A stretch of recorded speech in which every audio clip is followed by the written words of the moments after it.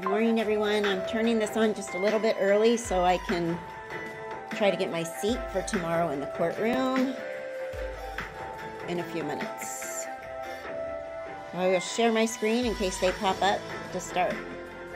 How's everybody this morning? Hi, Lori. Hi, Carrie. Hi, Allison. Let me turn my music off.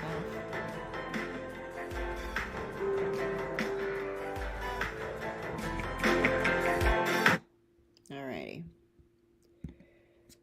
Hey. Hey, Luce. How are you? Yep. I'm flying out there today, so we'll see what happens. Hopefully I can get there. I'm not coming back home till Friday, so late afternoon. So hopefully we'll be in there Wednesday, Thursday, Friday. Hope so.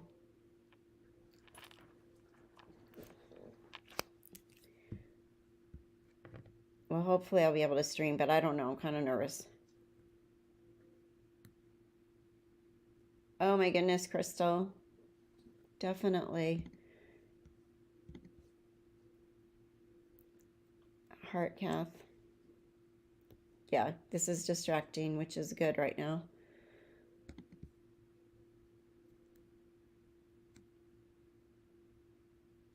Yeah, it's actually I really like Boise. I only been there once when that was Lori trial, and it's nice.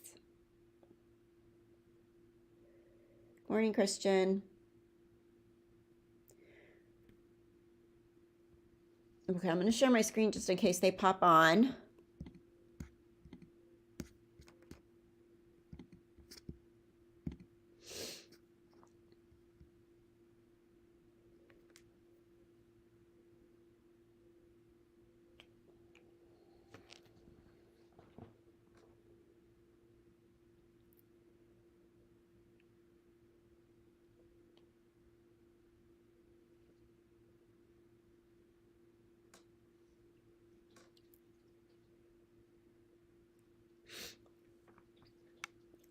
Good morning, Jenny. ML. Hi, everybody.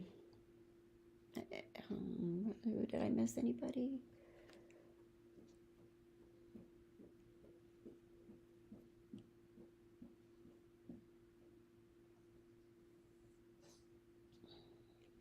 No. Oh, not last couple hours yesterday.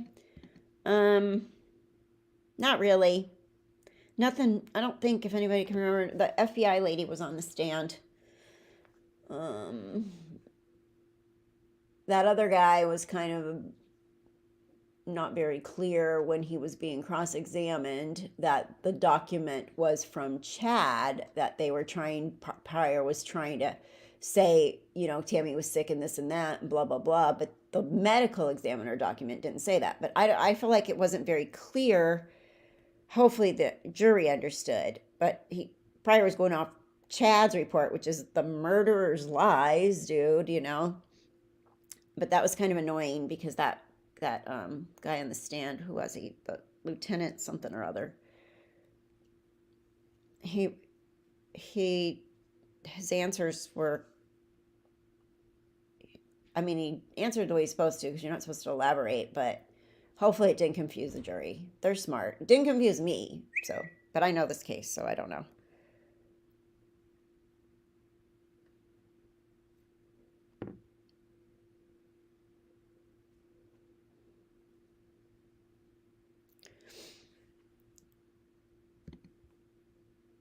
Boise is a nice place. They have a fair there in May that I'm going to. I won't be stopping by the trial, though, because I have all my children with me.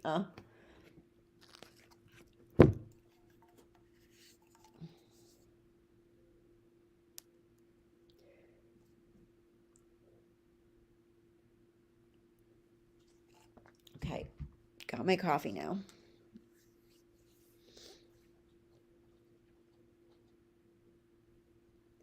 So the rest of this week, once I'm up there, we'll have to play it by ear how we're going to do this. Definitely, I'll try to go live on breaks, or at least lunch. If we can keep the live stream going somehow, we will. I'm just really nervous that it's going to make noise somehow. I know that's paranoia. because I know I can turn everything on mute, but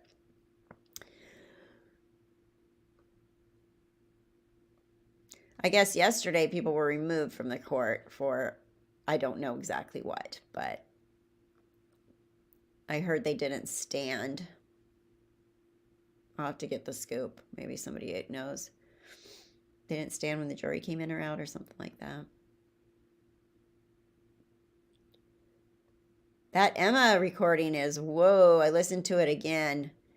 She did say we're not like Colby. You raised us to be independent, we're not Colby, or I'm not Colby, or something like that. I was thinking about that.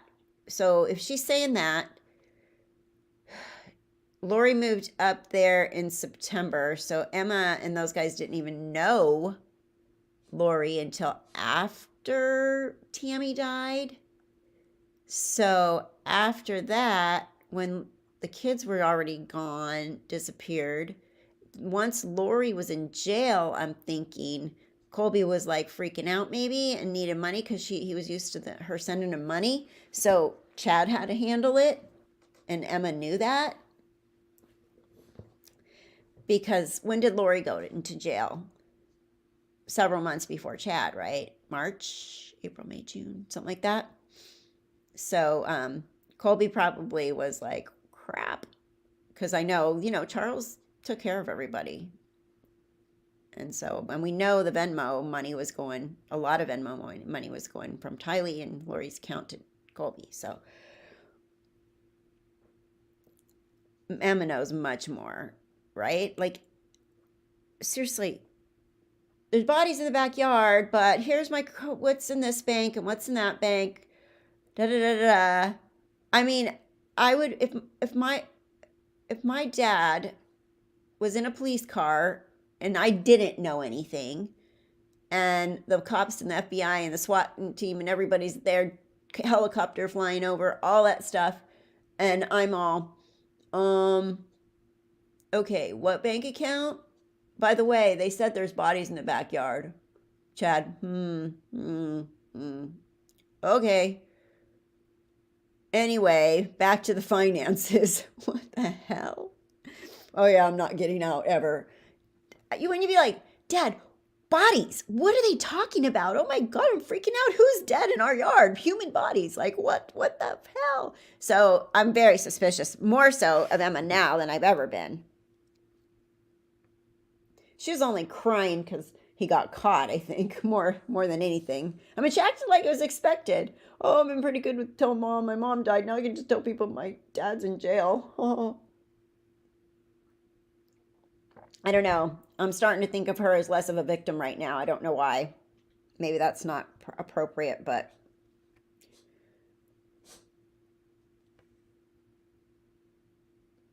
so independent, had to move in the house where the bodies were. Yeah. Oh, right away in that conversation. Okay, I'm going to tell my landlord because we'll just come over here now. Okay. Yay, free rent. Right? I'd be like, Dad, stop with the finances right now. You're in the back of a police car. They're telling us there's bodies in our yard, your yard, Mom's yard. What happened? How could there be bodies there? And then if he didn't know, he'd be like, I don't freaking know. This is bizarre. This is insane. Da, da, da, da, da. Not like, oh, Lori's going to need some money on her commissary, like $30 a month. Excuse me, there's bodies in your backyard. Yeah, but Lori needs money on her commissary because, her hair and stuff.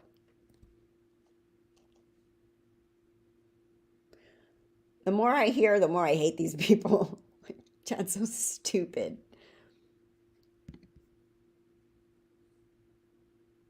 Their interaction was extremely odd. Yes, very odd.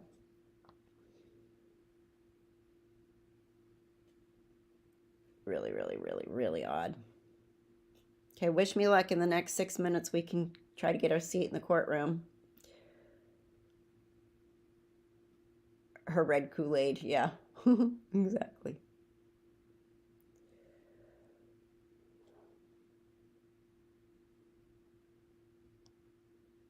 Jolly Ranchers for Livingston.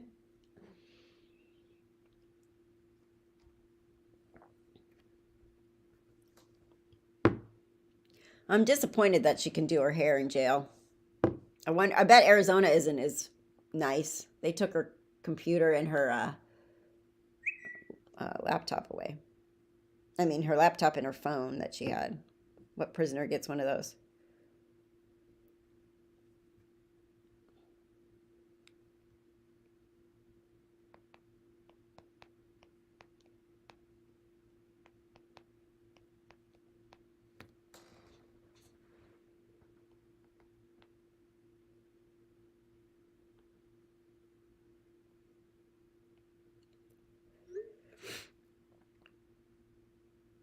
Thank you, Luz.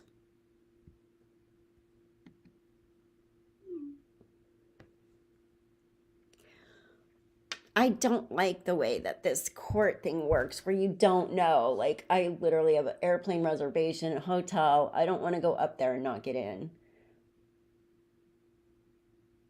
I don't like the way they do this. I'd rather get up early and stand in line, than sit here and gamble with the internet.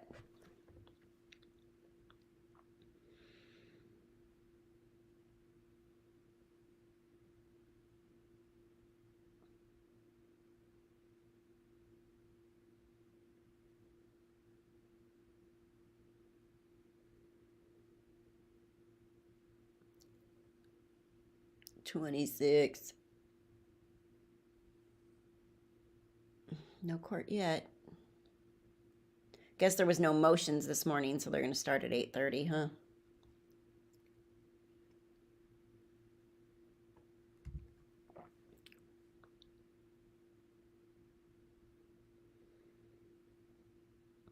Lori and I were talking, we're going to try to do a members only live stream when we're up there at some point, so you guys can pop on maybe and talk, whoever wants to.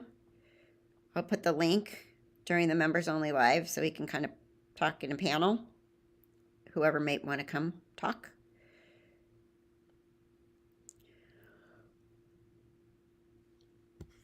All right, I'm going to mute for a little bit so I can get this booked so I'm loaded and ready. I'll be back. It'll start when it starts. You'll be able to hear it.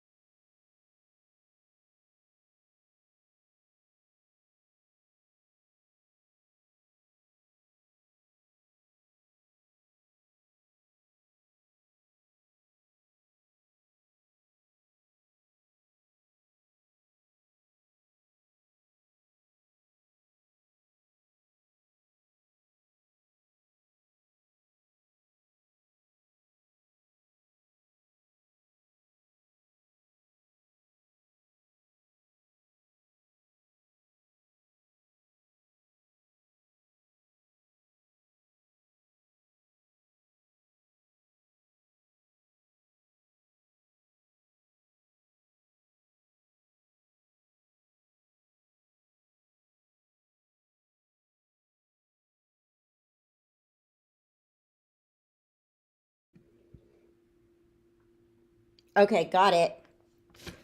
But you know what? I was trying to do the prompts, all three of them, and said Catherine for my first name, and the stupid thing spelled it because I was talk texting. It spelled my name wrong. It spelled it Cathrine, which is not my name. So hope that doesn't mess anything up. But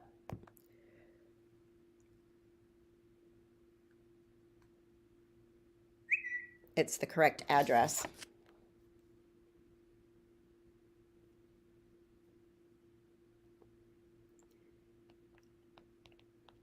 I think it's easier than Lori's for some reason. Nobody cares about stupid Chad. I'm not there yet. Not there yet. I still got 2 planes to catch.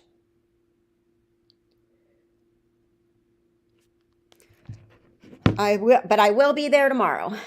I just got well, you still have to wait. It takes them a long time. They send an email that they got it, and then they later send you a ticket when you're fully confirmed.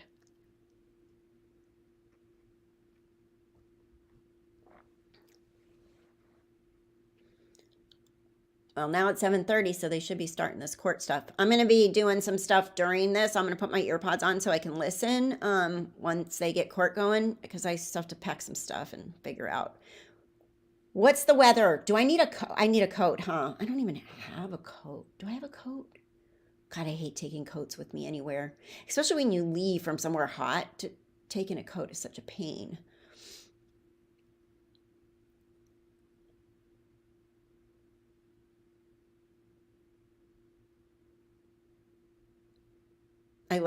Honestly, you guys, the most I ever wear is a hoodie and flip-flops. Rarely put anything over my toes, so.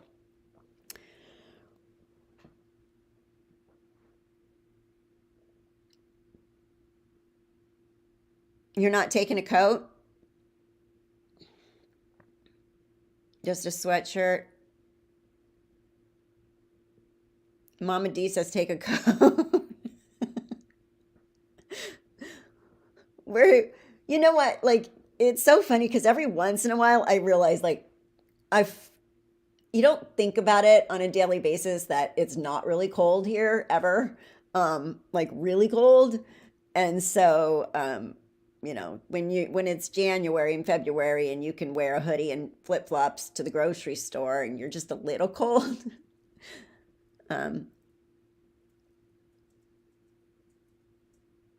But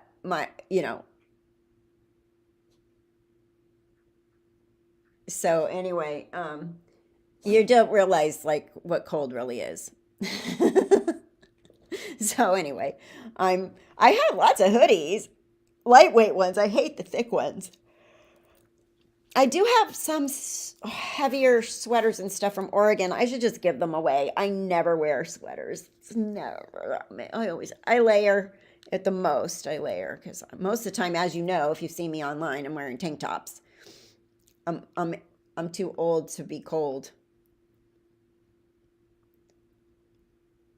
when it's warm.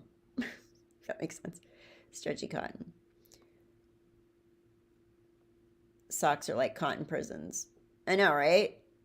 And plus, if I do have socks on, I wear them like slippers and they get holes in them really fast. I don't even think I have 4 or 5 pairs of decent socks.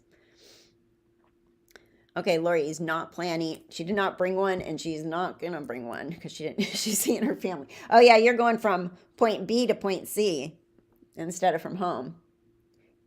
It's 58 today there. That's cold.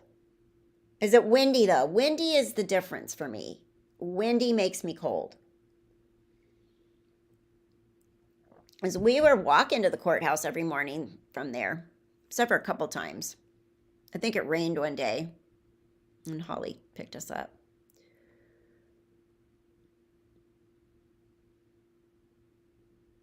So Lori, if I do get on that standby, I'll let you know, because I guess that means I'm changing planes and getting on your flight if I get on that standby. So we'll see. After living in Flagstaff for many years, I finally gave up my flip-flops. Now I'm in warmer climate, so I got some orthopedic Birkenstocks. Haha. I bought some really cute Birkenstocks in Greece. They're plain white, very lightweight. I've never worn them yet. My daughter's like, well, why didn't you just get the regular Birkenstocks? I'm like, well, I thought these were kind of cute. I haven't worn them yet because they're white. Everything that's white turns yucky. Oh, I see something. There's a mouse moving. Here they go. Thank you. Please be seated.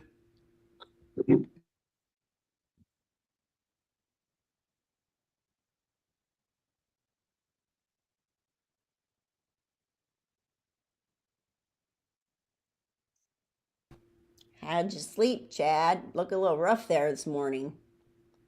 So does John Pryor.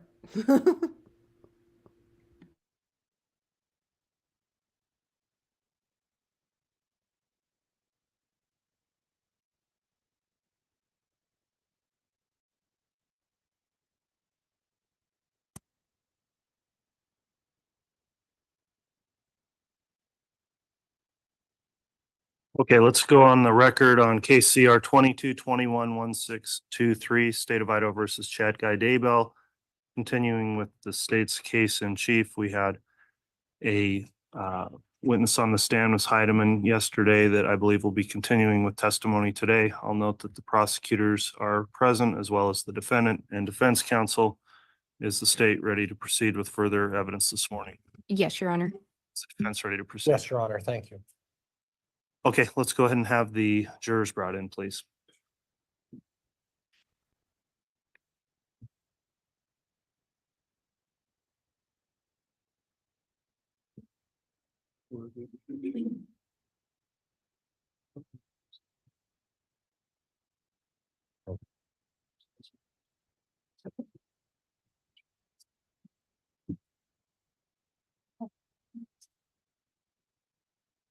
Oh, okay. I won't touch it. Thank you.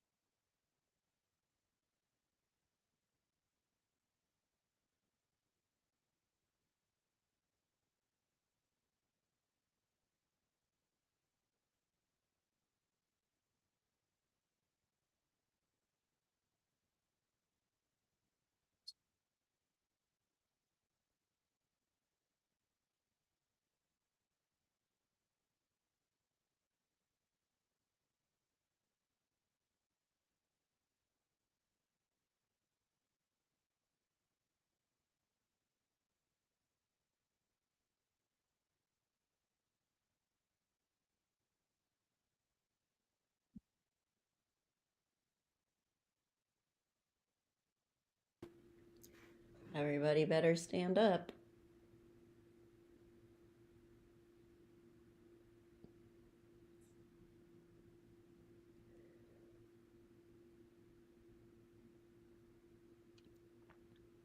It's so quiet. You can hear a pin drop in that courtroom, I bet, right now.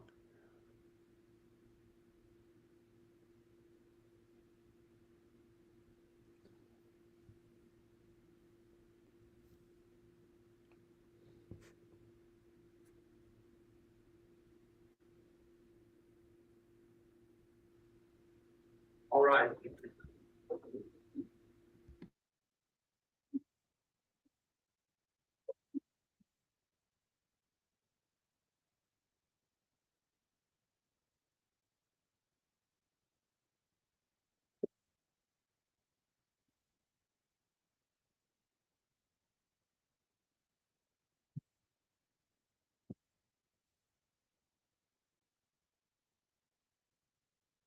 The jury is present and accounted for.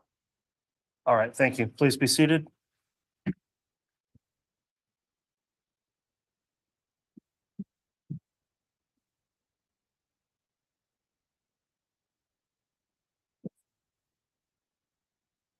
All right, good morning, everyone. We're on the record on case CR 22211623, State of Idaho versus Chad Daybell. The state is present.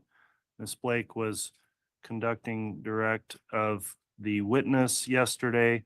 and we'll be continuing with the same witness this morning. Is the state ready to proceed? Yes, Your Honor. Thank you. Thank you. I'll note also the defense is present as well, the defendant and counsel, Mr. Pryor. The court will note, again, there is a courtroom conduct order in effect, and I appreciate those in attendance adhering to the terms of that courtroom conduct order. We did have a few members of the public yesterday that were not permitted to re-enter the courtroom later in the afternoon for not complying with that. Again, today, it will be in effect, and I appreciate everyone in the audience here following those admonitions in that order. In addition, I'll note that this trial is being live streamed. We are showing that directly through the court's official channel, which is the best signal if anyone is following the trial through that for public access. And no, we did confirm that the signal coming through off the court's website has the best quality if anybody's interested in following it that way. A few other things, I'll note that the jurors are all present today. The court has received the declarations or acknowledgements that they followed the court's admonishing instructions. And so all are present and seated, and I appreciate you continuing to follow the court's admonition at the conclusion of trial each day. Ms. Heideman's on the stand at this point and is still under oath for testimony. And I will just inquire to make sure you didn't do anything to go back and review or look at any other testimony before returning today. Is that correct? That's correct, sir. Okay, thank you. So we'll conclude or continue then with direct examination of the witness. And as you testify, Ms. Blake and Ms. Heideman, please talk right into the microphone so we get a good, clear audio. And with that in mind, you can continue with your direct, Ms. Blake. Thank you, Your Honor. Ms. Heideman, we left off yesterday going through phone attribution, but just since we had a break, will you remind the jury where you're employed? The Federal Bureau of Investigation, And what is your job title? Tactical Specialist. And in assisting with this investigation regarding the missing children, did that investigation ultimately expand into more than just missing children? It did. And what did it expand to include? Into the deaths of Charles Vallow, JJ Vallow, Tylee Ryan, Tammy Daybell, and shooting attempts of Brandon Boudreaux and Tammy Daybell. And as part,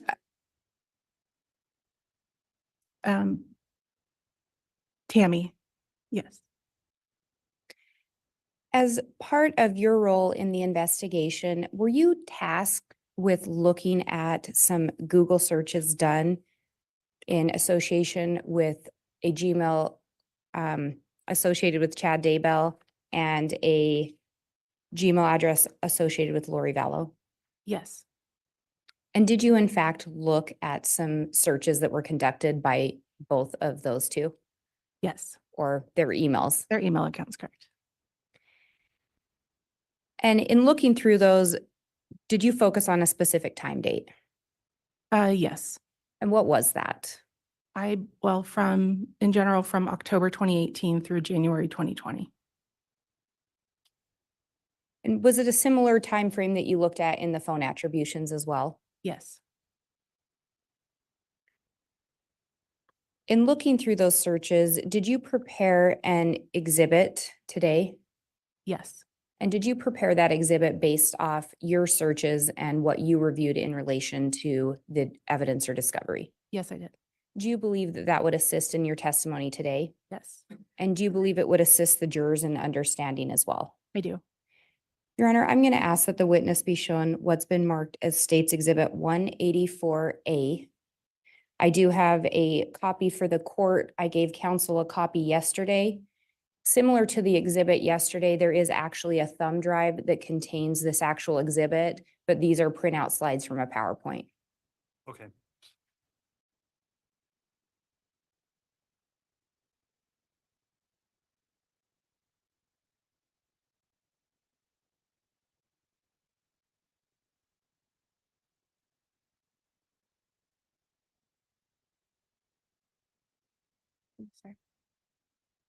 And And if you could look at those pages.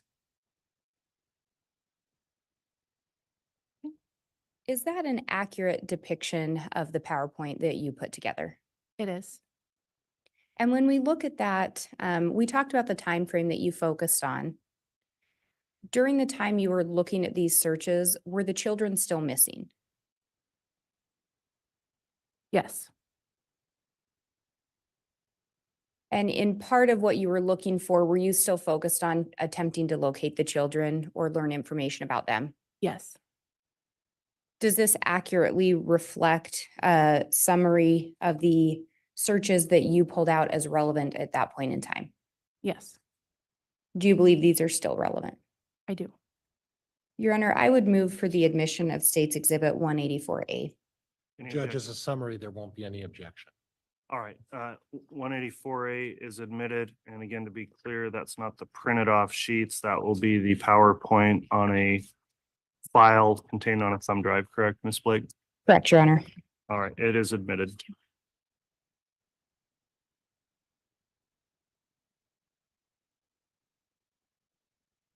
And Your Honor, may I publish to the jury?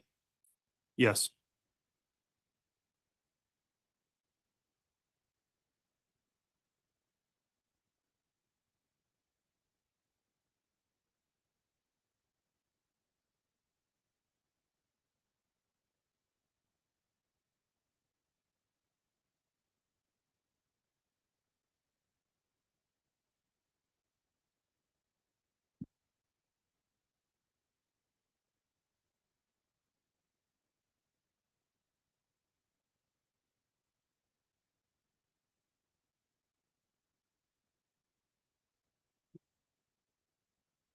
Sorry, my computer is thinking a moment.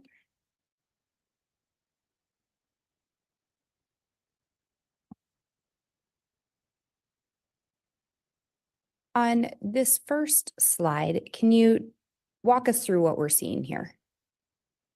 Yes, this is a summary of search activity of interest observed in an account titled chad.daybell@gmail.com. We started the review on October 1st, 2018 through the end of the production when legal process ended. And do you recall approximately when that would have been? I don't remember off the top of my head what the search warrant dates were, no. Is your recollection that they would have been around the same time as that phone attribution? Probably pretty close, yes.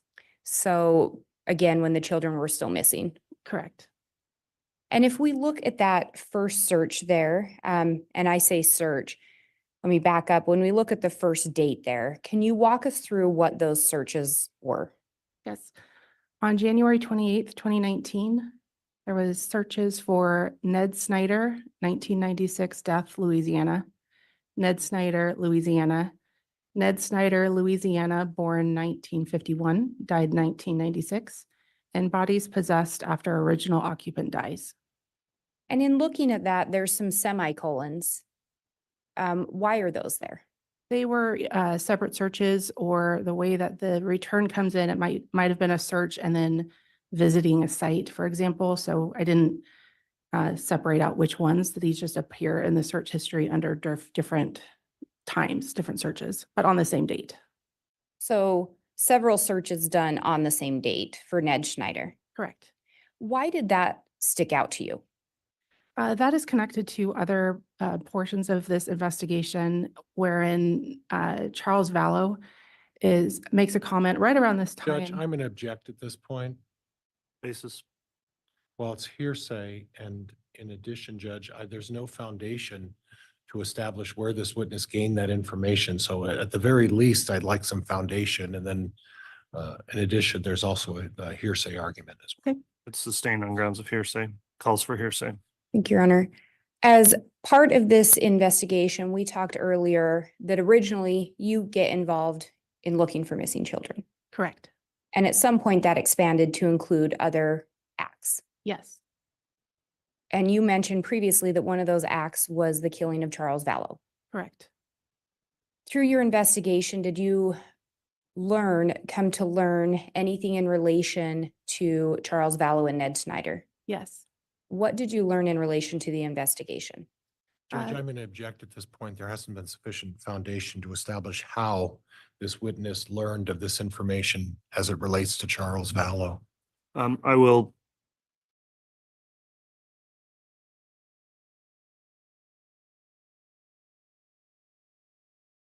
Investigation, did you review multiple documents? I did. Did you review multiple reports? Yes, Did you review phone data that was recovered? I did.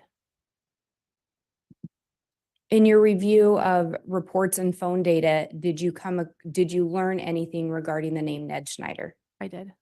Did you learn of the importance of the name Ned Schneider? Yes.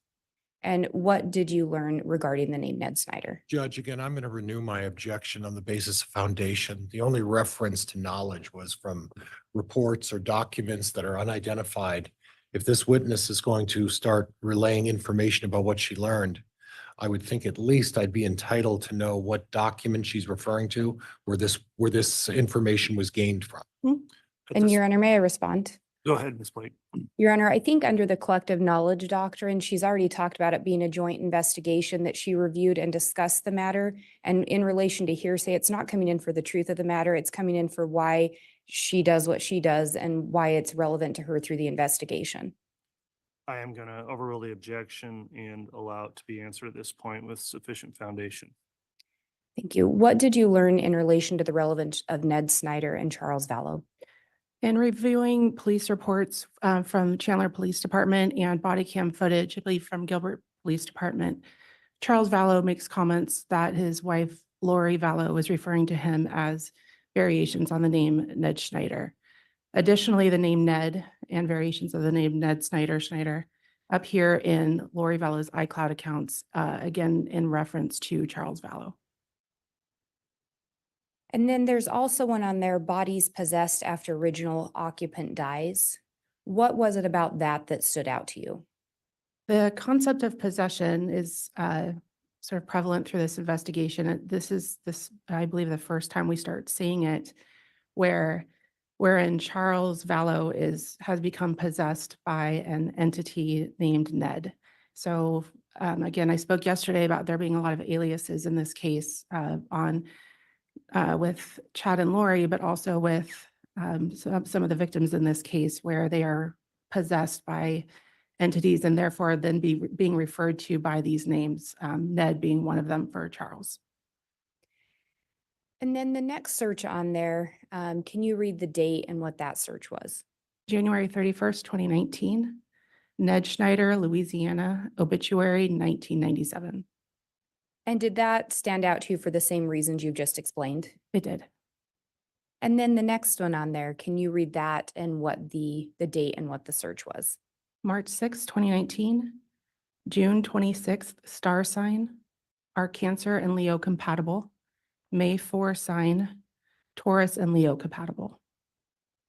And when we're looking at this one, what stood out about this particular search?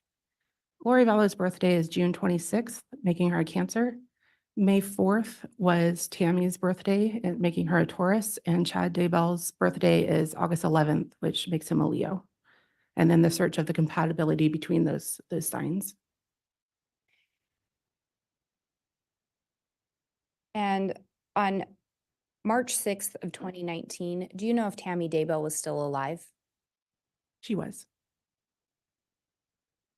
And you indicated Chad and Lori had met approximately when?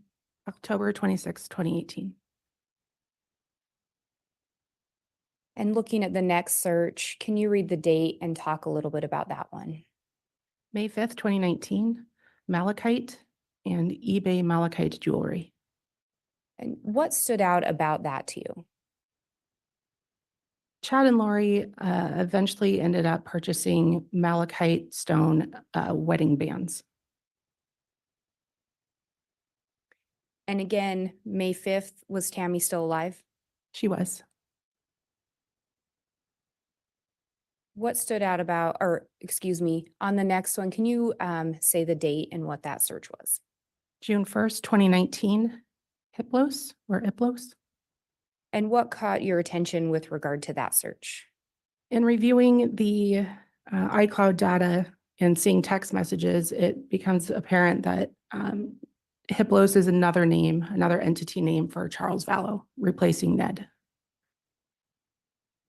So both Ned Schneider and Hiplos or Iplos are names associated with Charles Vallow. Correct. And on June 1st of 2019, do you know if Charles Vallow was still alive? He was. How about the next search, the date and that search? July 9th, 2019, when you surprise someone with accusations. What caught your attention in relation to that search? That search was conducted 2 days before Charles was shot and killed.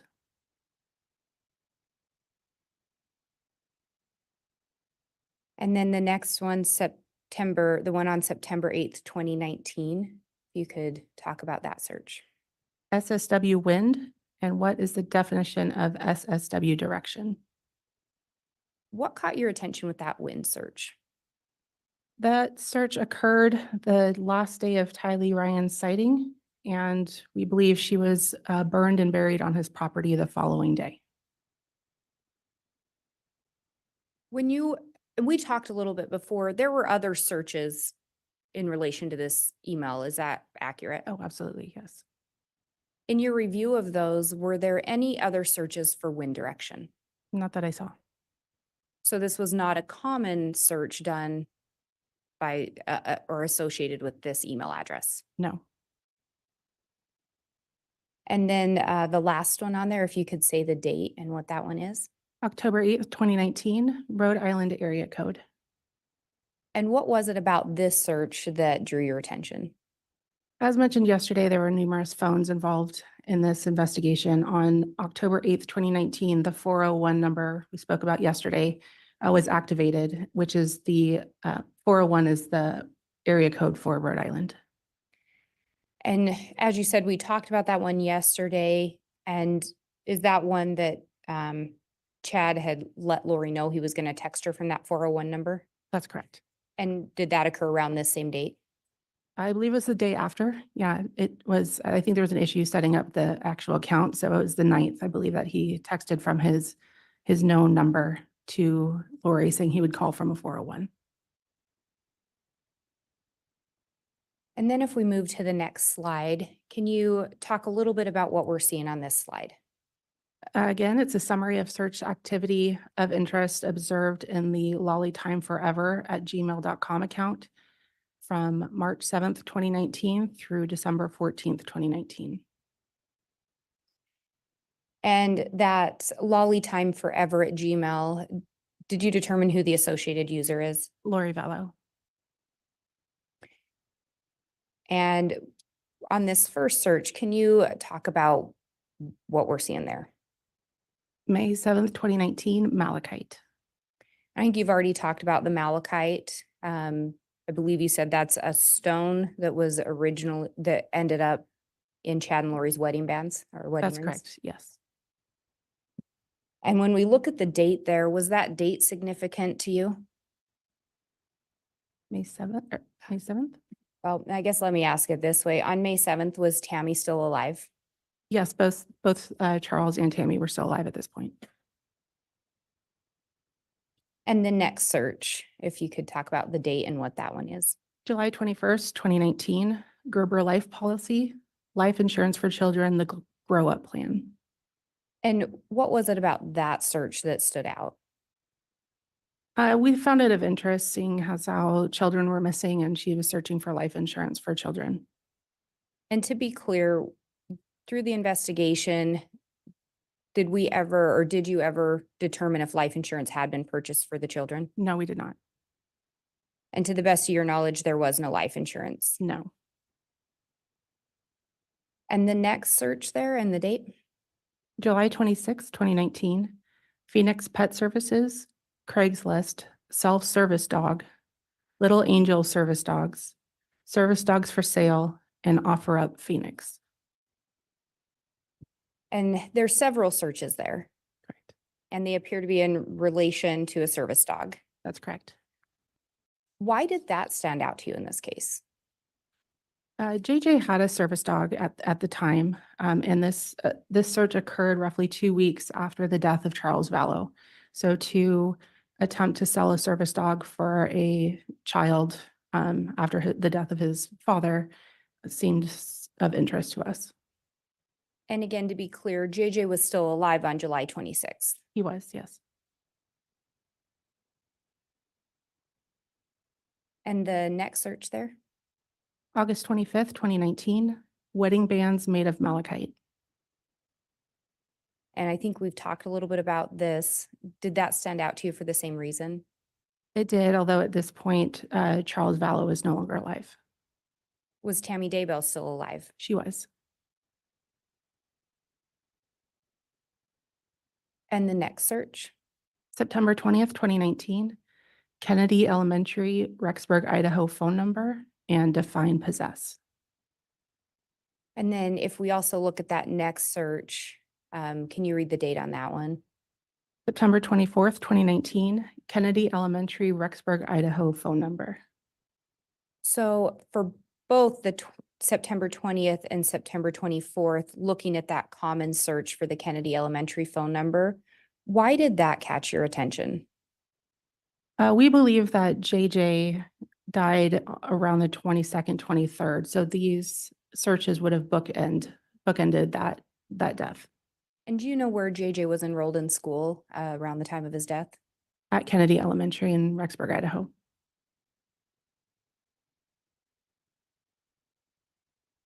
And on the 20th, there was that one additional search, define possess.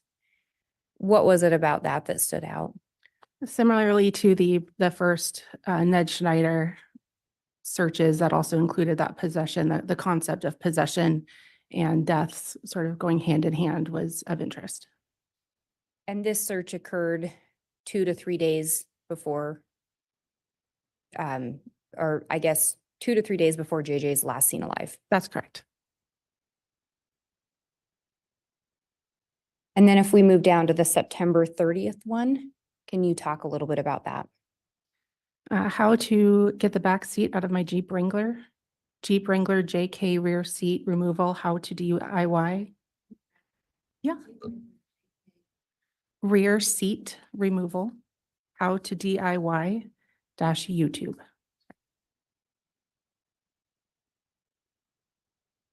And it looks like there's essentially 2 searches there. The way that it's written, it looks like it was probably a search and then clicking on like a YouTube link to show this, Okay. if I remember correctly. And what was it about that stood out to you? Tylee Ryan had a Jeep Wrangler as her everyday car. At this point, she is no longer alive, or her last proof of life has passed. On September 30th, well, on October 2nd, Brandon Boudreau is shot at from a Jeep Wrangler from somebody in the back seat or the rear area of a Jeep Wrangler in Arizona. So the search of how to get the back seat out of my Jeep Wrangler by Lori, who has access to a Jeep Wrangler. Alex Cox is believed to have been the one that attempted to shoot Brandon Boudreau, who would have had access to this Jeep Wrangler. Additionally, on October 2nd, there's a video of a storage unit in Idaho where Chad and Lori are on surveillance video storing a tire, like a spare tire, and what looks like the back seat of a Jeep or some sort of vehicle in a storage unit just a few days after this search. And then if we move to the next search. October 2nd, 2019, Gilbert, Arizona News. What stood out about that search? Brandon Boudreau was shot at in Gilbert, Arizona on October 2nd. And then the final search on here? October 22nd, 2019, wedding dresses in Kauai. And why did that search or those searches draw your attention? The search was, again, wedding planning, and then also it's just days after Tammy's death and the same date as her funeral. And when you say just days after Tammy's death, do you know the day Tammy was pronounced dead? October 19th, 2019. So just 3 days after Tammy's death. That's correct. Oh, that's okay. And you also indicated this search was done on the same day as Tammy's funeral. That's correct. Do you know if Chad and Lori ultimately ended up getting married? They did Do you know approximately when? in early November. If I may have just a moment, Your Honor. Yes.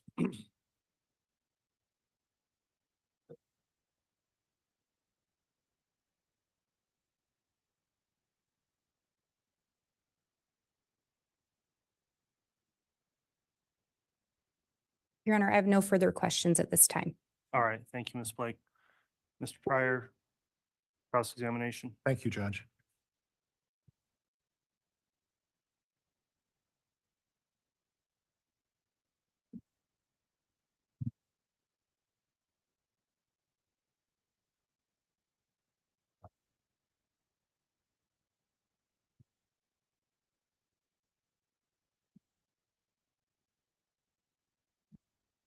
Morning.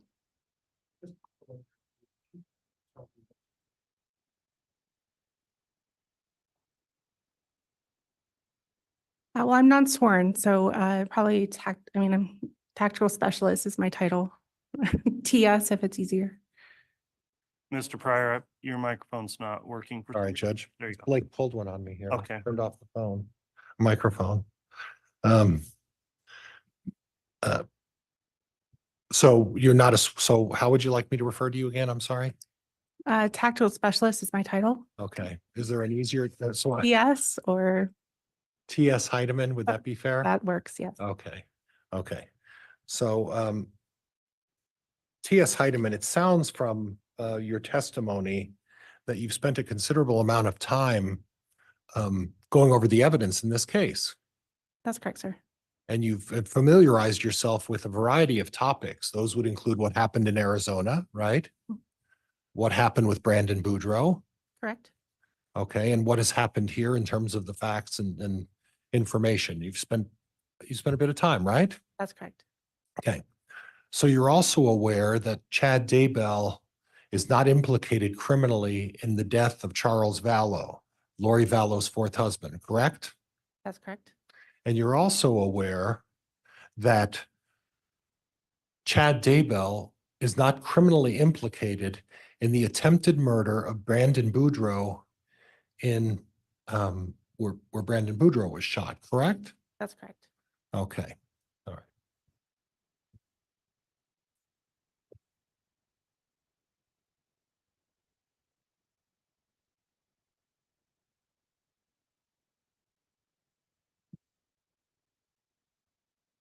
So before I get into the gist of what I'm going to talk to you about, I noticed that there's an FBI representative in the court today, and that he has been here on a number of occasions watching the testimony. I can't attest to the specific number, but I know he's been here several times. Is that your officer supervisor that's here supervising your testimony? He's not my direct supervisor, but I do work with him, yes. Okay, so what is he here for? Observation, Okay. just to observe the, And at any time prior to your testimony, did you discuss with this FBI person anything you were going to say today, since he's been watching the testimony for several days? we have not discussed it he's been part of the investigation for quite a while, so he knows of it, but we haven't discussed in detail what I'm testifying to now. And I appreciate you saying it that way. When you say he hasn't discussed it with me in detail, what I really want to know is, he discussed it with you at all in any regard, in any capacity since since this trial started? Your Honor, I'm going to object on relevance and beyond the scope of direct. All right, well, the issue goes to the exclusionary order, and we need to just get to that point, Mr. Pryor, as to whether or not you believe there's been any violation of that.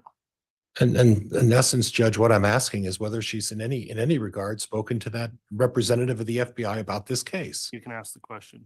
That's the question I'm asking. Judge. About this case, yes, we have spoken about this case And when did you speak? over the last 4 years. four Okay. and a half years. Did you speak in the last week during the testimony of this case? Possibly. I don't remember off the top of my head if we had any other than if I was going to testify or Okay. And- timing. And what I'm concerned about is this, is that he's not your direct supervisor, right? That's correct. And there's no need to report to him, right?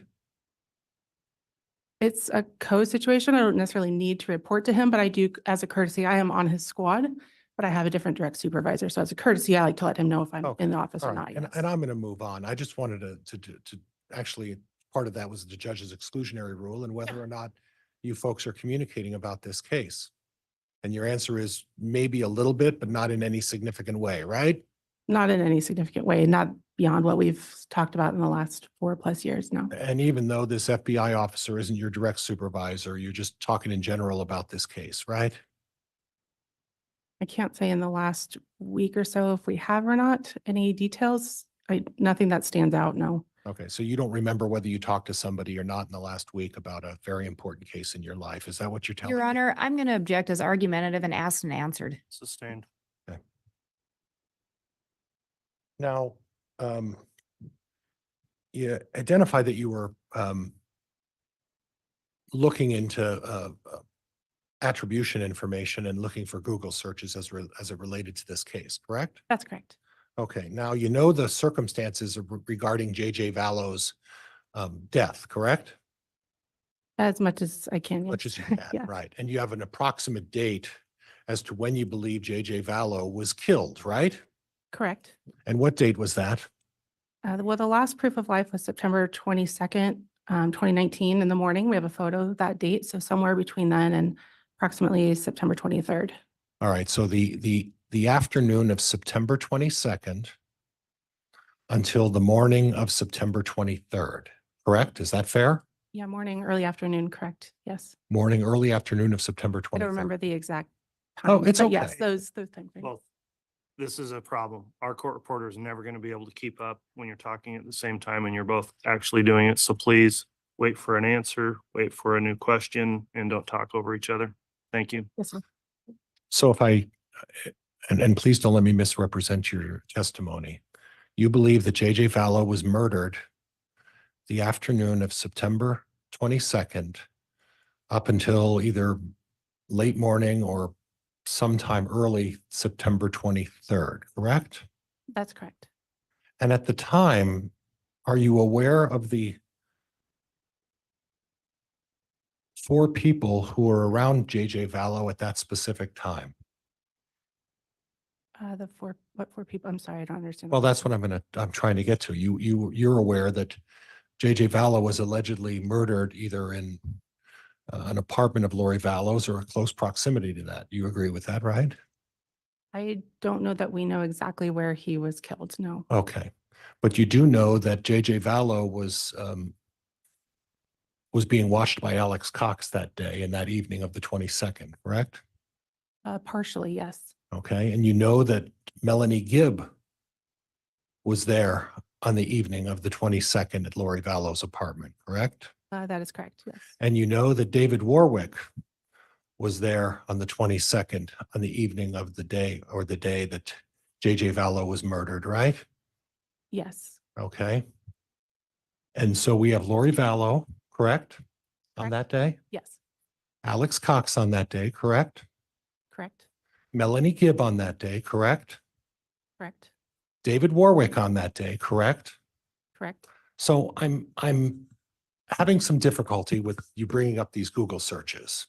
And this is why I'm having some difficulty is you're talking today about searching these people's and talking about events, and we'll get to these events in a minute.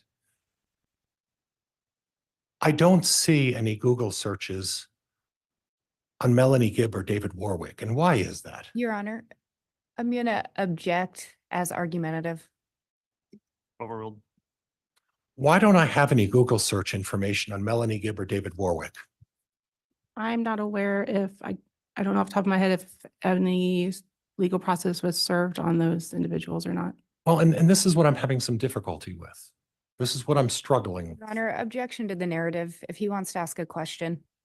I'll sustain that. Just Okay. questions, Mr. Pryor. Okay. Well, if David Warwick and Melanie Gibb were present for the murder of J.J. Vallow, why aren't we looking into their Google searches? I don't actually write the search warrant, sir, so Okay. I'm not sure if they were who would have done that Okay. But it's common knowledge that they were at least there, right? for a partial time. Yes. Right. Okay. Yes. Okay.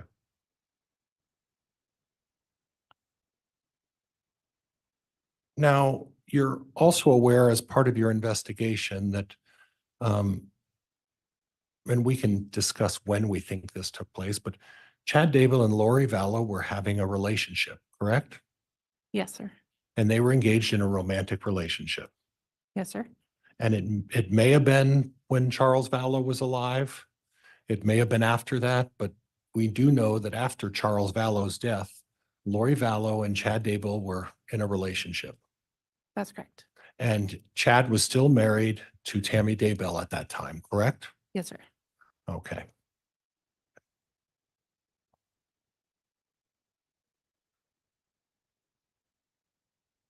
When someone's in a relationship and you're looking at Google searches, could some of these Google searches be explained that he's trying to hide his extramarital affair with Lori Vallow? I'm sorry, I don't quite understand that. Well, let me go over it this way.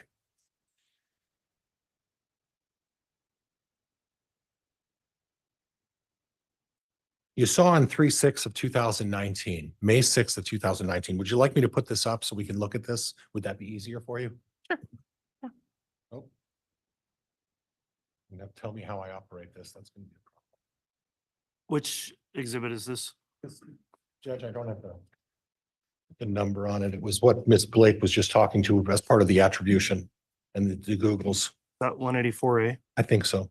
Okay, 184A, then I'll note, not the PowerPoint, but the printout copy can be displayed to the witness and published for cross-exam. And please excuse me, at my age, technology is just getting hooked up to Bluetooth is a challenge for me. So we're looking at 3/6 of 2019, right? Correct. Yes. Okay. Now, before I start, one of the things I have some difficulty with is we don't know who did these Google searches, right? Correct. I cannot say that I witnessed Chad Daybell type these into a search bar, but somebody with access to the Chad Daybell account So if there was, conducted searches. Yes. Judge, I'll pause. I'm sorry. The next question's already in my head and it's just getting it to spit out and I'll try to control myself a little bit. So you put this off of a computer at Chad Daybell's house, right? I reviewed a search warrant return from Google is what I Okay. was looking at. So not the computer directly, no. So other than the time when Tammy Daybell passed away, are you aware that there were 3 or 4 other people who were living in Chad Daybell's house at the time? I don't know. I think at least one child, but there could have been more. It's possible. Okay. Yes. Okay. So we don't know who actually did these searches, right? Or I don't know from what device these were searched. No, I mean, it could have been a phone. You could be logging into from different devices, correct? Okay. So I want to start, and we'll deal with the Ned Schneider ones in a minute here. 3/6/2019, Tammy Daybell's still alive, right? Yes. Now, I'm looking at that and that on 3/6/2019, Chad Daybell was already in this relationship with Lori Vallow, right? Correct. So and I don't want you, you don't have to say what you're thinking, but it looks like June 26th star sign are Cancer, lead compatible and Leo compatible. And also May 4 sign Taurus and Leo compatible. That's what that is, right? Correct. And what your testimony said is that it looks like someone's trying to see whether, if we assume that it's Lori Vallow and Chad Daybell in the Cancer and Leo, right? That's what you're sort of implying to this jury, isn't it? Well, based on the birth dates, May Right. 4th and June 26th, correct? Yes. Okay. And based on the birth dates, May 4th of Taurus and Leo compatible as well, right? On March 6th. Yes. So if someone is trying to find out and is involved in an extramarital relationship, and you're Googling whether or not your current spouse or your new girlfriend are compatible, that would be a reasonable explanation, would it not? Yes, sir. Okay. And then we go back and look at the malachite, eBay malachite jewelry on May 5, right? Correct. Okay. And if you're talking to someone that you're having an extramarital affair, and they encourage you to say, oh, someday maybe we could be together. I love malachite. And she starts dropping hints. That could be an explanation for that as well, right? It could, but I believe that Chad's malachite searches began before Lori's. Oh, but I understand the searches. Oh, I'm sorry. Okay. I understand that. But why don't you show me the phone records where they talked about malachite and that Lori Vallow and Chad Daybell discussed the issue of malachite? Did you see any of those? I can't remember if there are in any text messages or not, but ultimately they purchased wedding bands that were malachite wedding bands. Yes. Okay. Okay. And were you also aware that during this time, there was discussion with Alex Cox and Zuluma Pastenes about malachite as well? I don't remember off the top of my head. No, sir. Okay. All right. So we don't know whether this search for malachite was a discussion between a boyfriend and a girlfriend, or whether or not it was about Alex Cox and his future marriage to Zuluma Pastenes, right? Objection, Your Honor. States facts not in evidence and argumentative. Sustained. Now, the Ned Schneider issue. Again, when was Charles Vallow murdered by Lori Vallow and Alex Cox? July 11th, 2019. Okay. So there was a discussion about this. And the first time you ever heard about Ned Schneider was when Charles Vallow brought it up in an audio recording about his wife at the time, correct? I believe that's correct. Somewhere in early January. And the date of that was when? I don't have the exact date of the body cam recordings or the police reports, but I believe it's pretty close to this time frame. Prior to that time frame, right? Yeah, right in that general time frame. Okay.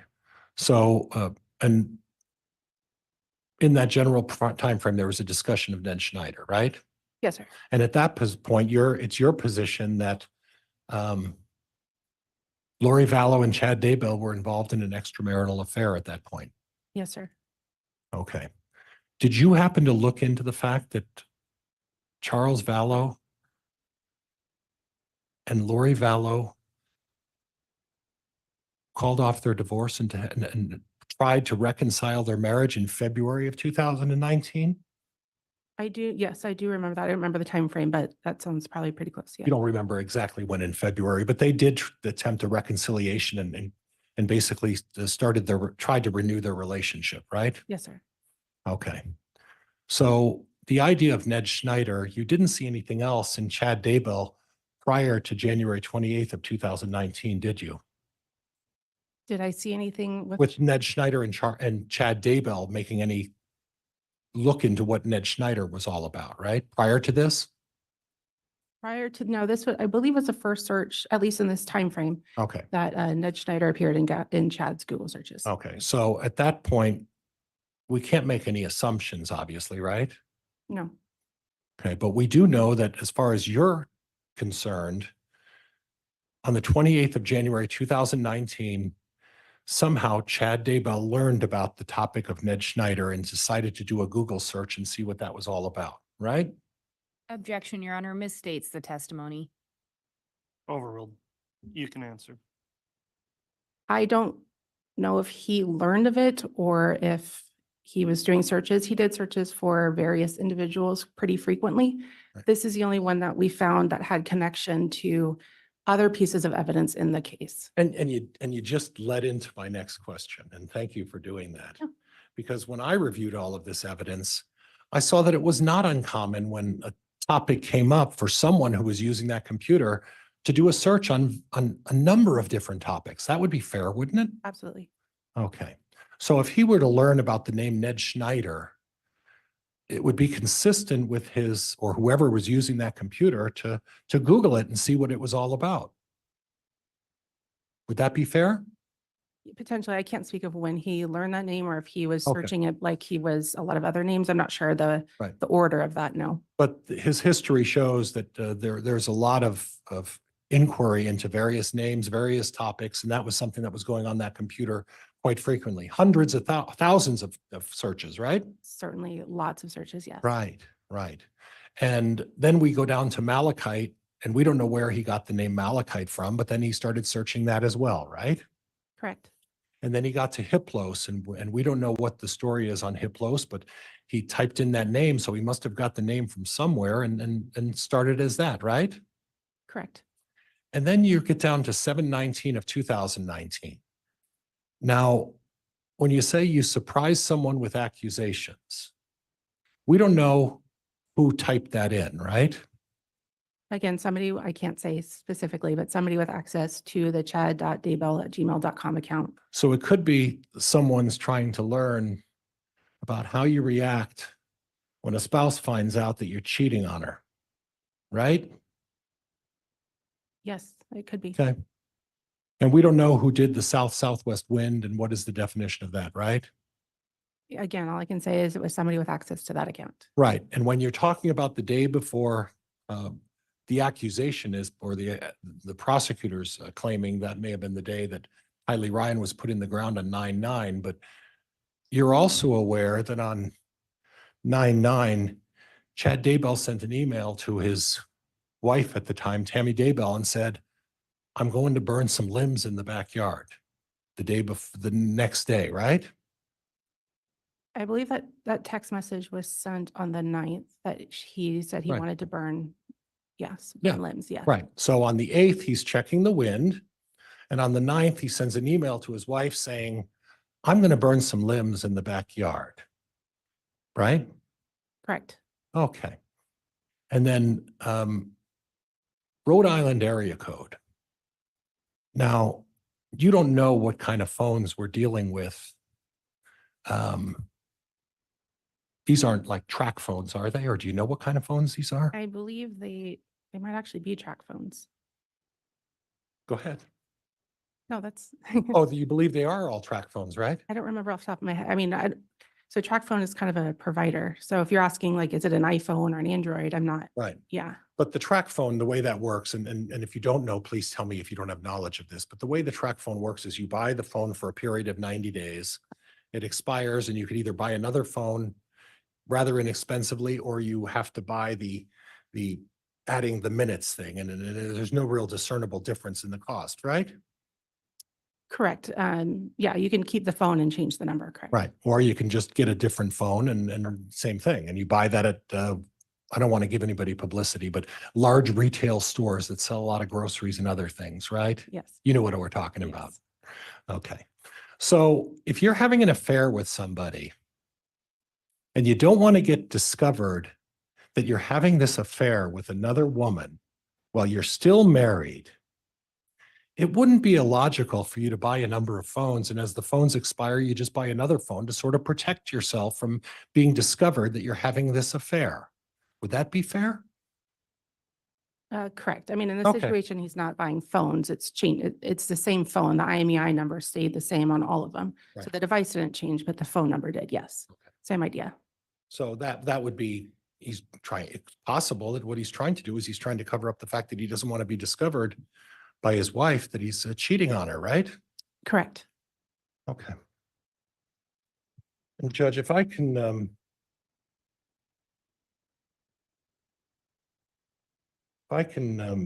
ask the court again, the number for the summary of search activity with Lolly time with Lori Vallow, what that exhibit was again? It's 184A. If I have permission, Judge, may I have permission to publish? You can publish that page, which is a printed copy of the PowerPoint presentation.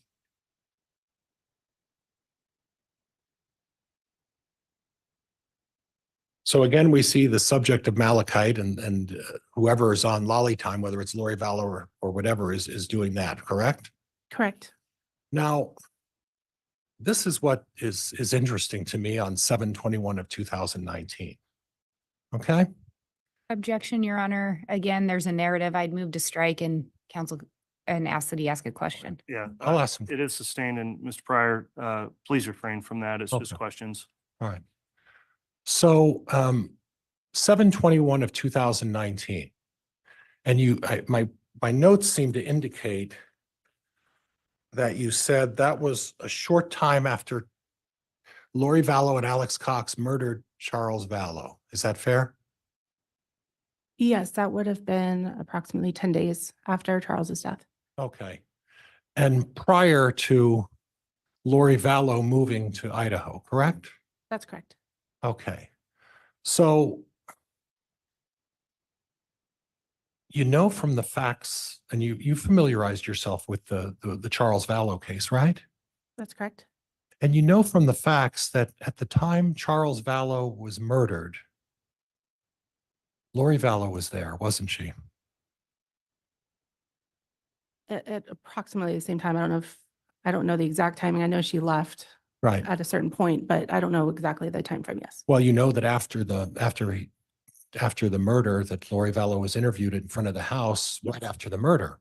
That's correct. Yes. You also know that she left a little bit of time because prior to the murder, Tylee Ryan was present and so was JJ Vallow at the time, or at around the circumstances relating to the murder of Charles Vallow, correct? Correct. So it seems then that at least Tylee Ryan and JJ Vallow would have knowledge or at least information as it relates to the murder of Charles Vallow. Would that seem logical? Yes, it would. Okay. So if someone's looking and realizing that their children witnessed the murder of their father by their own brother, that's a motive for a number of things, right? I suppose. Okay. It's also a motive on 7/21 of 2019 to come up with a reason to get rid of a child if that child witnessed the murder of their stepfather, correct? Potentially. Okay, potentially? I don't know if they saw that. I believe that Lori and the children left. I think if I understand right, there's a bit of discrepancy about if the kids were actually there Right. to witness the shooting, but I thought that they left prior to the actual shooting. Well, you But didn't, they listened to there was an argument, yes. and correct. there's a discussion because part of the FBI and the officers down there interviewed witnesses who suggested both sides of that issue, correct? Correct. I don't know if we know. I mean, Tylee obviously isn't here to ask, so we're not sure what exactly she saw at the Yeah. time. So we don't know what JJ saw. We don't know what Tylee saw because the evidence goes both ways in terms of what exactly did they see in regards to the murder of Charles Vallow, right? I believe Tylee was interviewed and I don't recall what her interview stated, Okay. but I don't remember about JJ. Okay. But you also know that one of Tylee's very close friends was interviewed and provided information about what Tylee said as well, right? I don't remember that, but Okay. that makes sense. Yes. Yeah. So, and that's why there's some discussion because we don't know exactly where Tylee was when Alex Cox murdered Charles Vallow, right? Correct. Okay. So Lori Vallow, before she comes to Idaho on 7/21 of 2019, searches a life insurance policy for her children. Okay. Now, there's no equal discussion I didn't see it and I wouldn't looked at the stuff. I didn't see anything where Chad Daybell talked about life insurance for the children. He didn't, did he? No, sir. And there's no email or search on "Let's kill 2 kids," right? By Chad Daybell? No, Okay. And would you agree with me that part of the rationale of bringing up Hiplos and James and Elena is because of the religious connotation, right? not necessarily the religious connotation. It just provides some context in other evidence because of the aliases, and it gets complicated with the Okay. names that they call each other. Right. So to see that they're being searched by these individuals and to provide context for later of Okay. where these names are coming from. Okay. Now, so we have some references to religion, calling each other religious names. And you're aware that both of these folks have strong religious beliefs. Yes, sir. And you're aware Melanie Gibb has strong religious beliefs. Yes, sir. David Warwick has strong religious beliefs. Yes, sir. Zaluma Pastenes, Alex's wife, strong religious beliefs. Yes, In fact, the circle of all these people, there's repeated references to religion, right? absolutely. Strong references to religion. Yes. Okay. So I guess what I'm kind of wondering, is it a bigger motive to kill 2 kids by their mother and brother to cover up the murder of a 4th husband? Or is it because they killed the kids because Chad, Lori, Melanie Gibb, and David Warwick and Zaluma Pastenes have strong religious beliefs? Which one is a greater motive to murder children? Objection, Your Honor, argumentative. Sustained.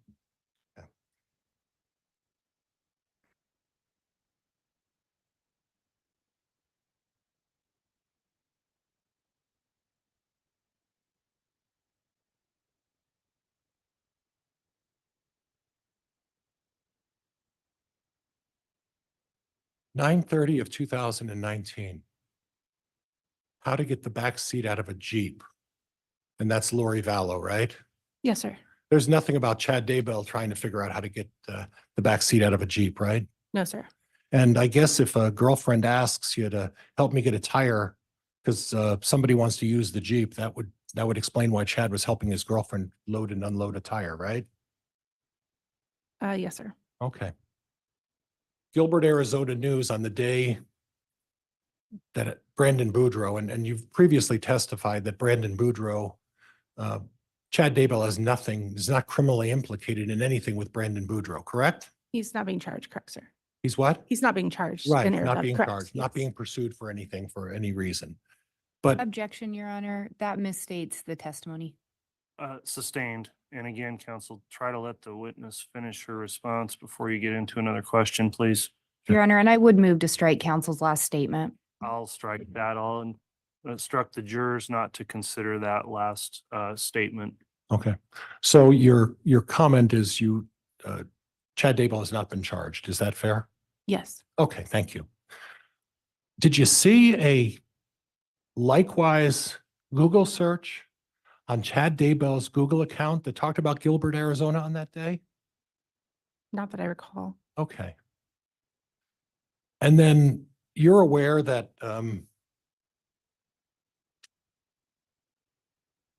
that on 10/22 of 2019, are you aware that Lori Vallow was in Hawaii by herself with a friend?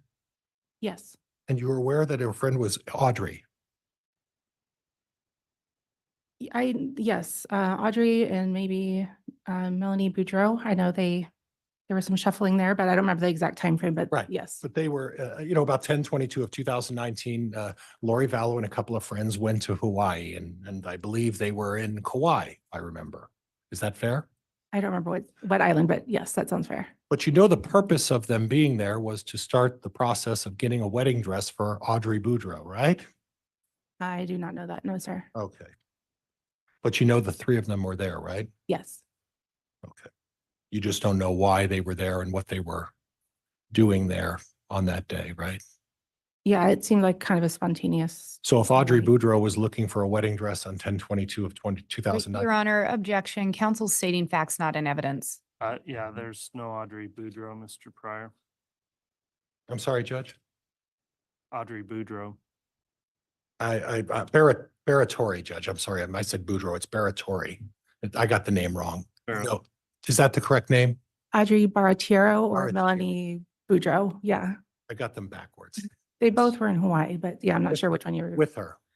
Correct. At different, I think some of them overlapped, but at different times. I don't know on 10/22 exactly off the top of my head now. Right. And you don't know, and you don't have facts one way or the other as to whether or not on that particular day they were looking for wedding dresses, right?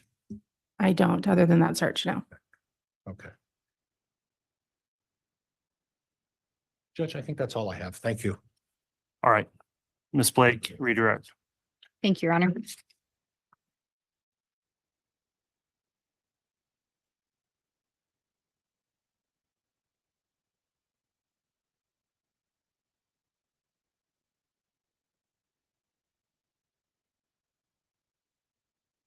We'll start with the last question. You were asked about Audrey Baratario and searching for wedding dresses. Are you aware if Audrey's married? At the time, I don't believe she was, no. Anything in your investigation or records you reviewed that showed she was engaged? I believe she'd mentioned, or I don't think she was actually married, no. I'm trying to remember now. I don't think she was. And you were asked about the attempted shooting of Brandon Boudreaux. And I think you indicated Chad has not been charged in that. Is that correct? That's my understanding, yes. And in relation to Charles Vallow, Chad has not been charged. Is that correct? Yeah, I believe so, yes. Are you still part of any active investigation in those cases? Am I on to testify in those cases? Are you assisting in any further investigation, if there is any going on? No, And those are being handled by agencies in Arizona, is that correct? I believe so, yes. So all you can say right now is that Chad hasn't been charged. Yeah, I haven't really followed that portion of it, no, other than what was included in this investigation, yes.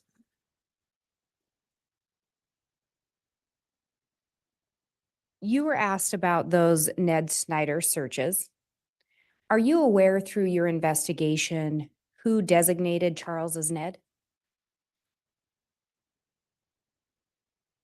I guess Lori calls Charles Ned is the first time where you sort of hear that on the body cam footage. Charles is relaying that Lori refers to him as Ned.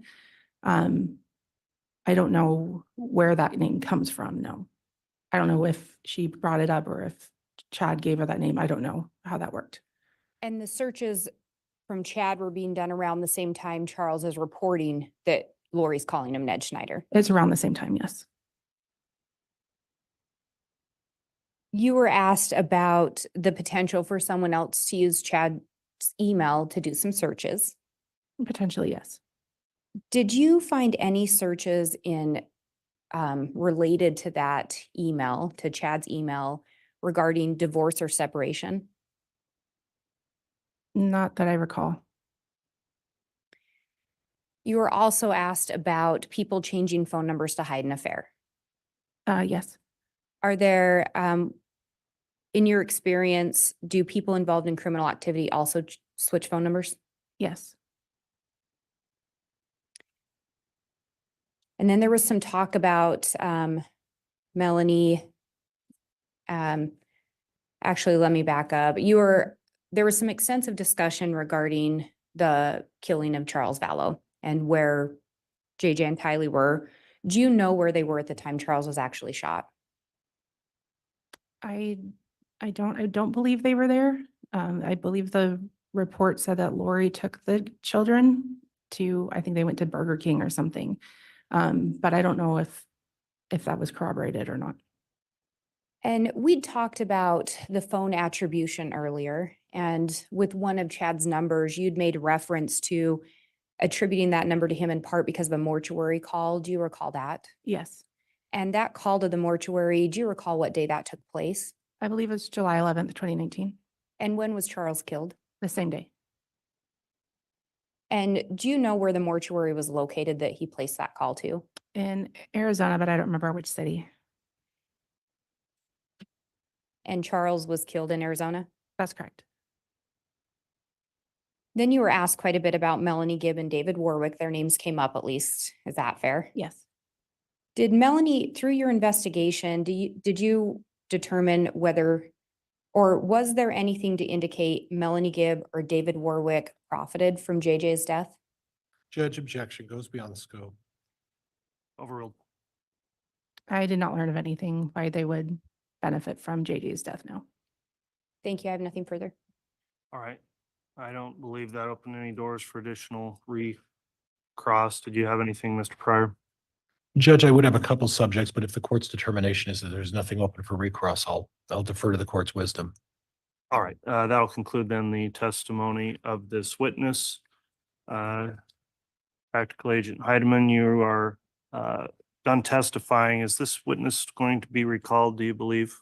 She is going to be recalled by the state. I'm not sure if she's being recalled by the defense. Not by the defense, Judge. Okay, since you are going to be recalled, I'll just remind you, there is an exclusionary order in place. You're not permitted to discuss your testimony or review the testimony of other witnesses in the case in between now and the time that you're recalled. If you don't comply with that order, you may be prohibited from further testimony, so please comply with that. Sure. All right. You can go ahead and step down then, and I'll inquire of the state momentarily as to who they will be calling as their next witness.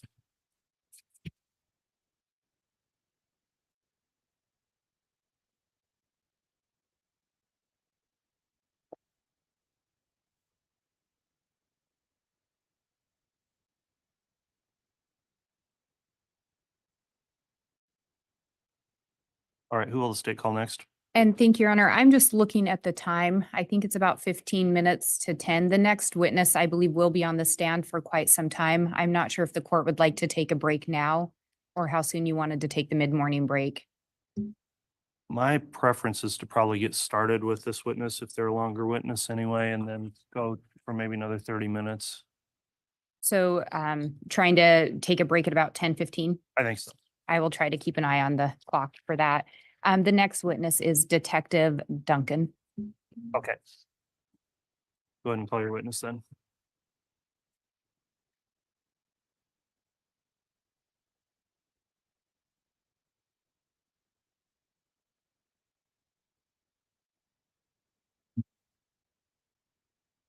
Swear or affirm the testimony you're about to give will be the truth, the whole truth, and nothing but the truth, so help you.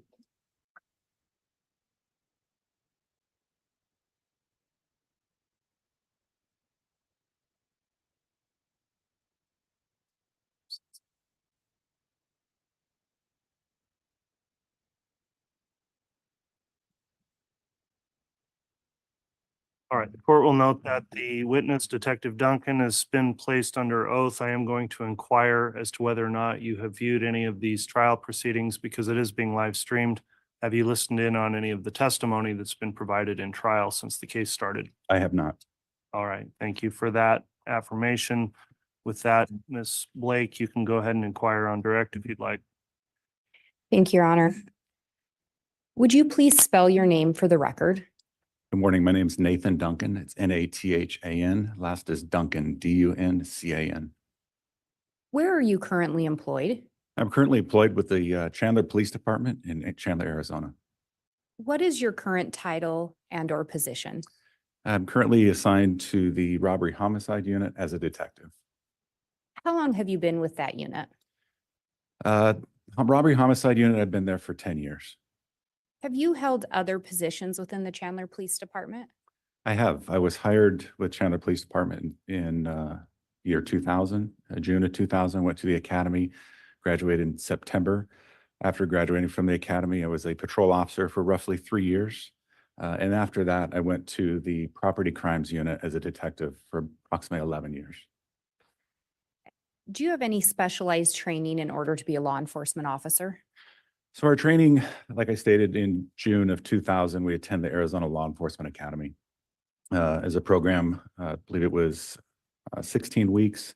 And then afterwards, we attend a field training program with our own department. After that, every year, for the last almost 24 years, we go through advanced officer training, and we also do additional training in our specific area of expertise, if you would. And were you working with the Chandler Police Department on July 11th of 2019? I was. Do you recall if you were on shift? I was, yes. And do you recall responding out to a report of a shooting? Yes. Do you recall where that was? Report of the shooting on July 11th, 2019 happened about 8:36 a.m. at the address of 5531 South Four Peaks Place in Chandler.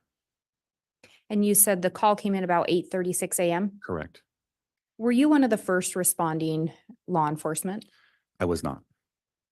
Do you recall approximately when you responded out? I would have arrived probably 20, 30 minutes after that original call. When a call comes in of a shooting, who goes out first? Is it a patrol officer, a detective? Can you talk a little bit about that process? So the immediate response to a call for service, in this case, a 911 call, a patrol officer will respond, or multiple patrol officers will respond for that call of service. They will get there, triage the situation, assist in any way they can, and then determine what they have. If additional resources are needed or investigative resources are needed from detectives, then detectives will be called in. And in this case, did you learn who made that 911 call? I did. And who was that? Alex Cox? Did you learn what was reported?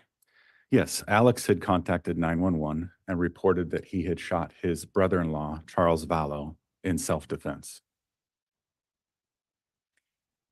Prior to that, had you ever heard the name Charles Vallow? I had not.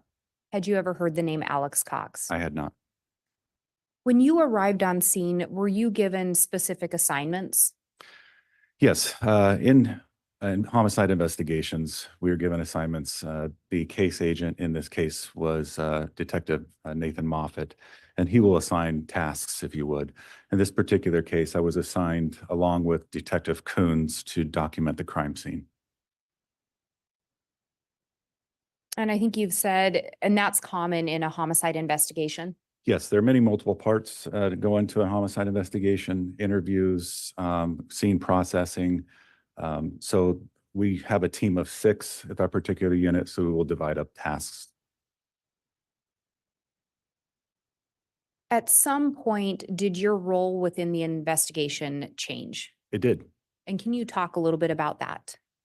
So with the promotion of Detective Moffett in June of 2020, I was assigned to be the case agent in the death of Charles Vallow in June of 2020. However, I had done work prior to this date on this case. And backing up to that July 11th, you're one of the scene detectives. Yes. Can you walk us through what you observed when you got there? So as our job as a scene detective, we are there to document the scene, and we are assisted by crime scene technicians in this effort. So our first move that we will make is we'll have the patrol officers who are present, who can provide some of the information to us as to what took place, give us a briefing. From that point, one of our crime scene technicians will enter and take overall photographs. And during this time, we will make observations of our own. The crime scene in this case was very simple relative to other crime scenes.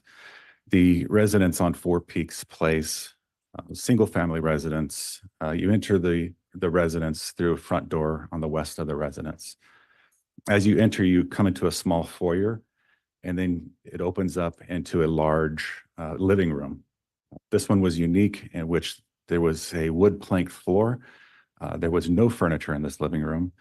There was mirrors along the north side, an open window along the east side, mirrors on the wall on the south side, and mirrors on the wall on the west side. So as indicated, it was very sparse. There was no furniture at all. Inside, when making my observations, I noticed the body of a Caucasian male, later identified to be Charles Vallow, laying on the west side of this room. North of where he was laying, there was an aluminum baseball bat. And then a little bit north of this was a baseball cap that we had found out was worn by Charles earlier. To the west of Charles' body, And there were two 45 caliber casings that were recovered. Also noted during this time was a bullet strike and a lodged bullet, or what we refer to as a projectile, that had lodged into the baseboard along the east side of that particular room. And so as you walk in, that's your initial scene observation? Yes, As part of the scene detective or just as part of the investigation, did you make observations regarding the body of Charles Vallow? I did. And I guess to back up a little bit, are you aware as to Charles' condition when first responding officers arrived? When first responding officers arrived, he was pronounced dead by the Chandler Fire Department. So upon your arrival, he'd already been pronounced dead. That is correct. Do you know if prior to your arrival, there were any life-saving measures taken? There were reports in that Alex Cox had done CPR. And there was also indications, evidence left behind that the fire department had placed EKG or AED pads on Charles to determine whether life-saving efforts were needed. And you said it was reported that Alex had done CPR. Did you observe any signs that would support CPR having been performed? So in looking at Charles' body and the position that it was found, his head was to the north and his feet were to the south and his arms were to his side. I did see one wound consistent with a bullet wound in the front lower left quadrant of his torso. And that's the only wound that I noticed at the time. His shirt was cut open. He had a black t-shirt on. It was cut open by fire department. And as indicated, AED pads and EKG leads were put on for medical intervention. I did notice a lot of blood that was present on the floor or surrounding his body. Did not notice a lot of blood, which in my opinion, having given CPR and having been shot multiple times, I believe there should have been more blood. And in relation to the CPR, had it been performed, you would have expected to see more blood? I would have expected that, yes. So based on your experience, you didn't see signs of CPR having been performed? Correct.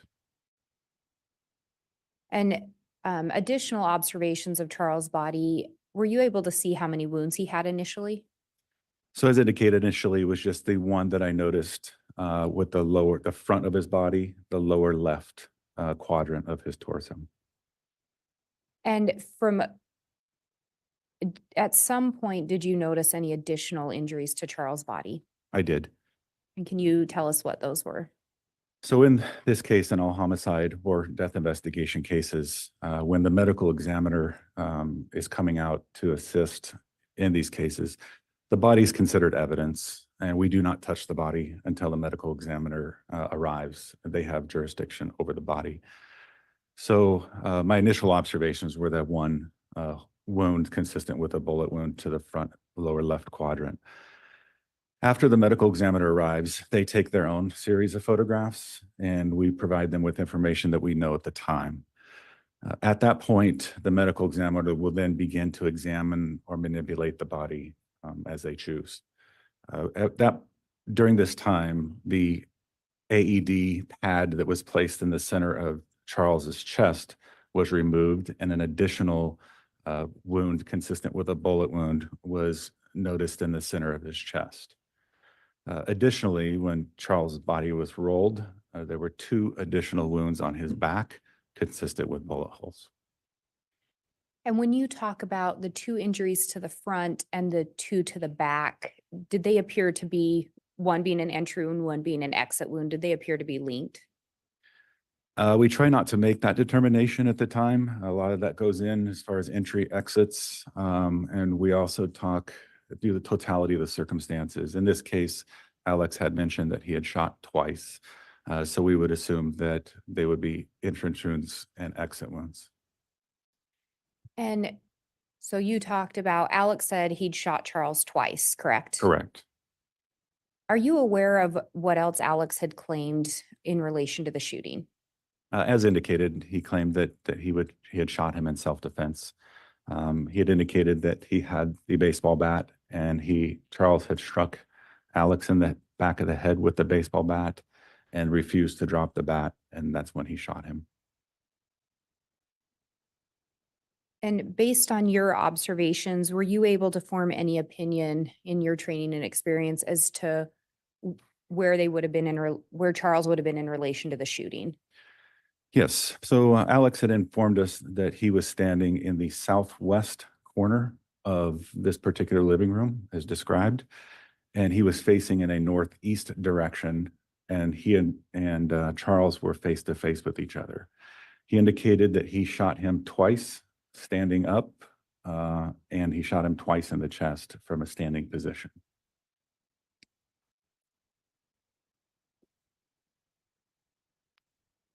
And are you aware if you talked about the medical examiner's office showing up to take Charles' body? Yes. Do you know if an autopsy was ultimately conducted? It was. And are you aware if there was any determination made as to whether or not Charles would have been standing when both shots were fired? So the two wounds, according to the medical examiner, the wound described in the center of the chest was front to back, exited his back, and it was slightly at a downward angle. The second wound that I'd mentioned, the lower left quadrant, that bullet traveled upward at a very steep angle, exiting the back of Charles's shoulder. When examining, observing the original scene, we had brought Alex back to do what's called a walkthrough to have him explain exactly where he was when all this took place. He indicated, like I stated, that he was standing and fired 2 shots standing, and while Charles was in front of him. Prior to Alex coming, we made the decision to cleaning up the blood that was left. And when we did clean up that blood, noticed a indention in the planked wood flooring that was near Charles's left shoulder, and that would be consistent with the exit wound on that back left. Also near Charles's left shoulder was a bullet or a projectile that was present when first responders arrived. So based on the autopsy reports and the scene evidence, the first shot fired on Charles would have been the center of his chest, exiting the back and then lodging in the baseboard. The second shot fired at Charles would have been while he was laying down on the ground.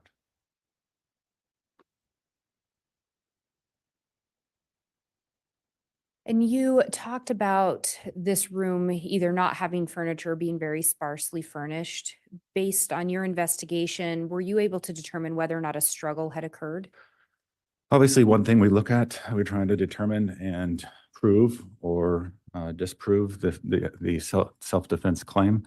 And with the room being sparsely furnished, we were unable to see if anything was knocked over, broken, anything like that.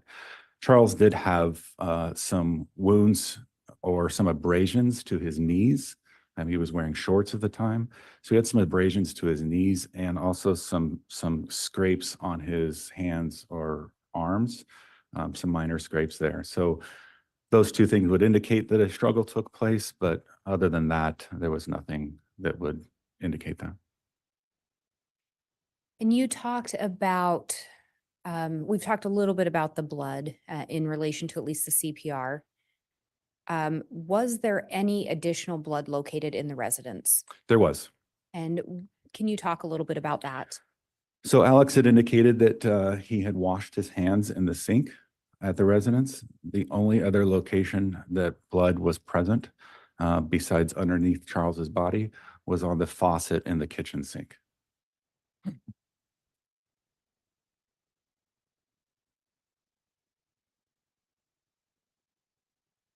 And was this, based on the report of the shooting, was this investigated as a homicide? Yes, it was. And we talked a little bit about, you ended up taking over the case or being assigned the case agent or the lead on this in June of 2020. Correct. You initially responded out on this July 11th date of 2019. Did you continue to work on the case after July 11th, 2019? Unfortunately, right after this homicide, I had another homicide, so I did not work on it for a period of time. I then picked up this case and assisted Detective Moffett roughly January of 2020 with looking at phone extractions and iCloud information. And when you picked up again in January, you talked about you started looking at phone extractions. Correct. As part of that, did you end up seeking some search warrants? I did. And was one of the devices that you reviewed the content of Charles Vallow's phone? Yes, it was. And do you recall how you came to be in possession of Charles Vallow's phone? Yes. Through our investigation, we had determined that Charles's phone was pretty much the catalyst of an argument that occurred between Lori and Charles on this day. After the shooting, or shortly after the shooting, Lori had left the house, taking Charles's phone with her. She would later return that phone to detectives, and that phone was now in our possession, and an extraction was done on that actual device. And did you in fact review the extraction? I did. And in reviewing the extraction, was there a significant amount of information contained on that device? Yes, there is. And as you went through it, did you look at things that seemed to have significance to you in relation to the investigation? Yes, And in preparation of your testimony today, did you prepare an exhibit related to that content? I did. Do you believe that it would aid in your testimony today? Absolutely. Do you believe it would aid the jurors in understanding the evidence and information? Yes. Your Honor, I'm going to ask that the witness be shown what's been marked as State's Exhibit 49. I do have a copy for counsel and a courtesy copy for the court as well. Again, as with some of the last exhibits from the state, these are printouts of a PowerPoint. The PowerPoint itself is on a jump drive.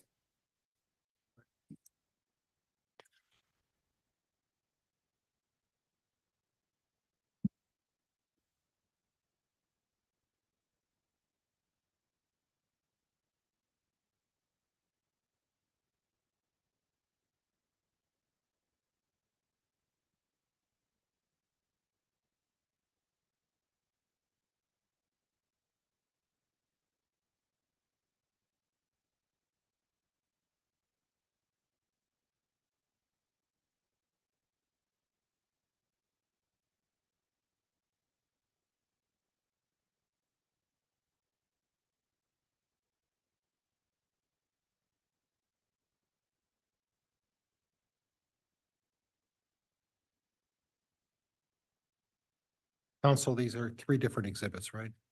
Four? Looks like they're all the same. I believe there are some other exhibits. That should all be one exhibit. Or, And is it your position I get one of these? yes, there would be a copy for you. Thank you. Thank you, officer.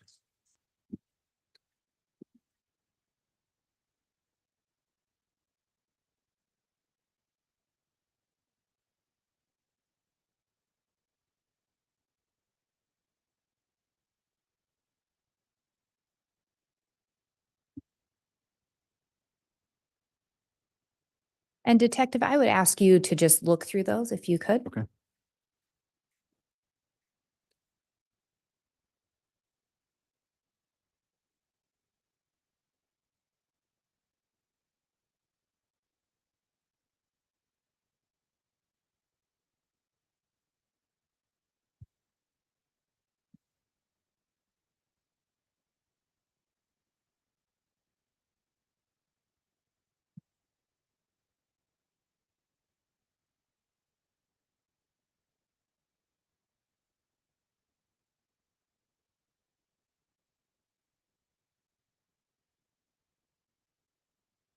Okay. Do those appear to be an accurate depiction of the PowerPoint that you prepared? They do. And again, they are taken from an extraction from Charles Vallow's cell phone. Is that correct? That is correct. Did that include looking at an iCloud account? It does include an iCloud account, yes. And does it include messages or other content from that phone as well? Yes, it does. Your Honor, I would move for the admission of State's Exhibit 49. No objection, Judge. All right, Exhibit 49 will be admitted, and again, this will be actually the PowerPoint on a digital format, and the court has reviewed a printed copy of that. Ms. Blake, with that being introduced, if you'd like, I think this would be a good time to stop for the morning recess before we start with the publishing of this, if that's where you're headed. That is where I'm headed next, Your Honor. Okay, let's go ahead and take our mid-morning recess then, 30-minute recess, and we will be back on the record after that. Thank you. Thank you. All rise, please.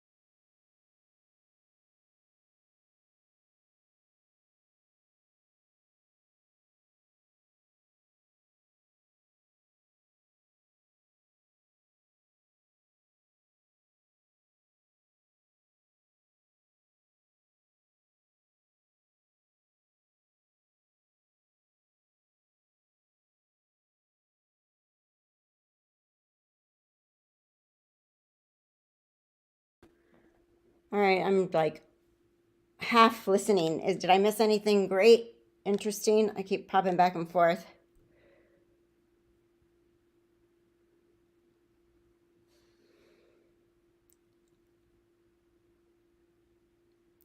Actually, good idea. I need to eat something too. So I'll be right back. Everybody take a break. It's break time.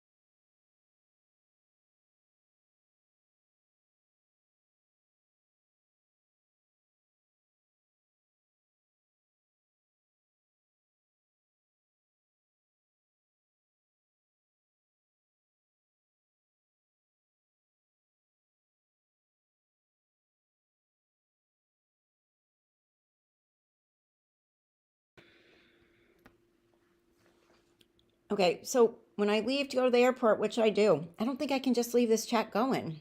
Live stream. I'm trying to think if there's a way.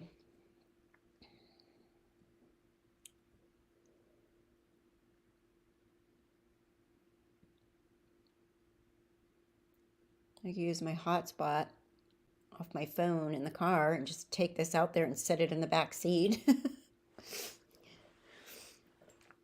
They'll probably be at lunch at that time anyway. So, well, I was going to get in at 10 o'clock tonight, but I'm on standby for an earlier flight. So if I get on that earlier flight, I'll be there about, I think, 6:30 p.m. So that would be way better. But we'll see. I won't know. So I might be. So I'm thinking I probably need to get to the airport about 11:30 my time, which is 12:30, which works for probably their lunch hour. And then while I'm waiting, we can continue the stream while I'm waiting to get bored. And then by that time, maybe by the time it gets ready to leave, the day must be over. So if I time it to drive to the airport during lunch, that would work, I think.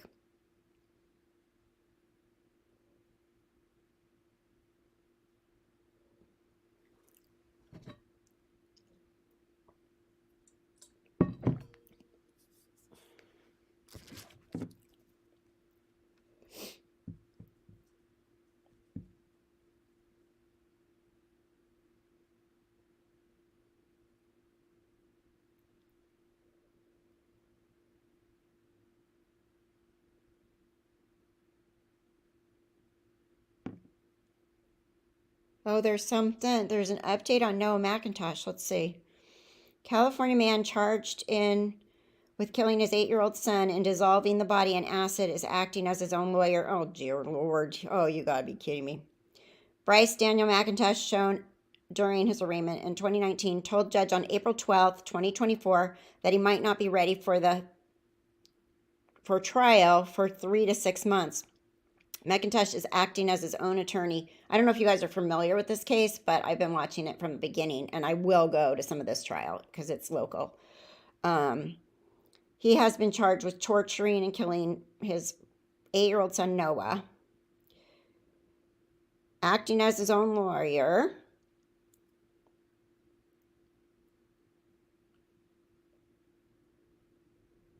this trial had been and remains scheduled to start on June 10th.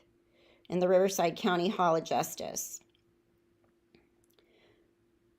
Oh, so it's going to be going on right before I go to Greece.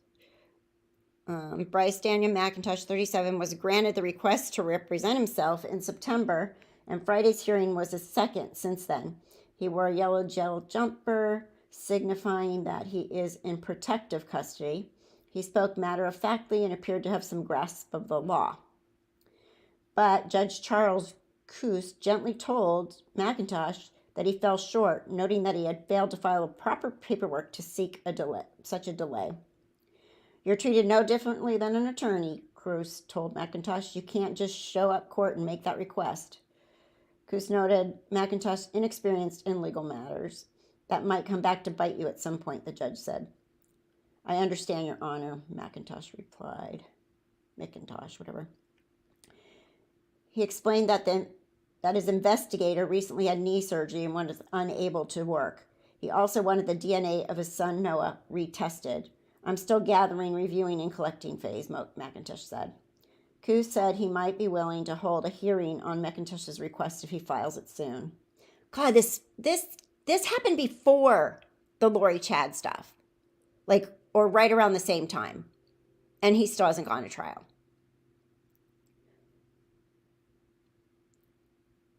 Yeah, craziness, acting like his own attorney. And it's so obvious that he murdered this kid. It's just terribly obvious. So I don't know what he thinks he's got an investigator and everything else going on for. Coos said he might be willing to hold a hearing on McIntosh's request if he files soon. Managing Deputy District Attorney Nicholas Peterson told the judge that he is willing to give McIntosh Time to prepare for a trial, which District Attorney Mike Hestron is seeking the death penalty if McIntosh is convicted as charged. But Peterson said he'd like to start the trial soon because of the age of the case. Yeah, it's freaking old. McIntosh has pleaded not guilty to charges of murder and willful cruelty, child cruelty, and denied a sentencing enhancement of torture. Noah's mother, Jillian Godfrey, who's, by the way, working in a factory in Arkansas. Some random person that works in a factory in Arkansas Googled her or told her that you can't find anything about her on social media like Facebook or da-da-da-da. And then he found out, he Googled her and then he emailed me and he's like, oh my gosh, I'm horrified.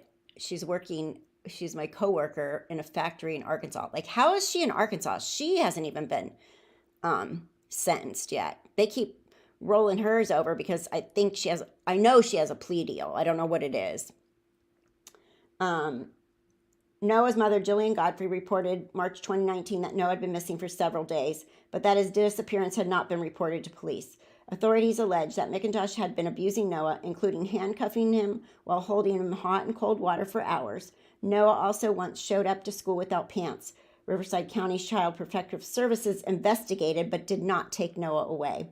Court documents say McIntosh brought acid, drain opener, a large trash can, and other items and did internet searches for normal heart rate for 8-year-old when they are running and sulfuric acid. Cell phone data led investigators to rural Aguanga, I don't know, some area in Riverside County out here, where they said they found latex gloves, empty bottles of drain cleaner, empty cans of oven cleaner, blankets, yellow towels, and parts of a blender. Authorities have not announced the cause of the boy's death.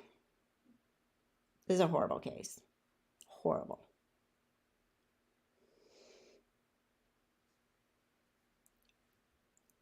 I doubt it. I'd be really surprised. Latricia Stout tried to pull that crap. And the parade shooter guy, he was annoying representing himself. Watch part of that trial.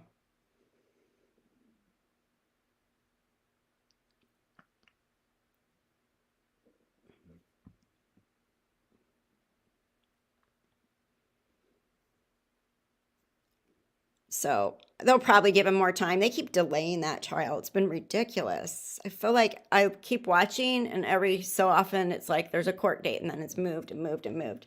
And her sentencing date keeps moving and moving and moving. But she's just as much of a jerk as he is. She knew that Noah was being tortured. And they didn't live together. Apparently, Jillian was living in her car, but she was there. So it's just a weird story.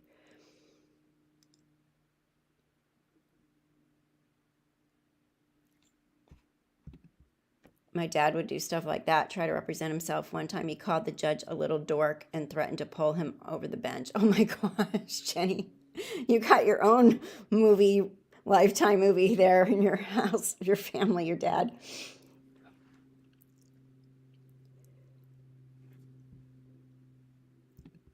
Oh, that's right. Jodi Arias did, but judge insisted she have co-counsel.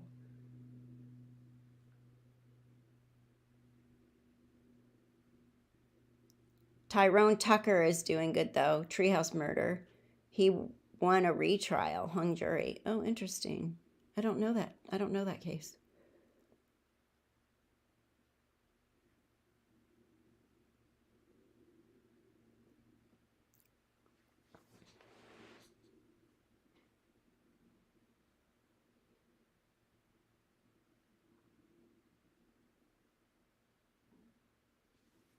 All right, I'm going to put me down, and they should be coming back any second. I'm going to run to the restroom.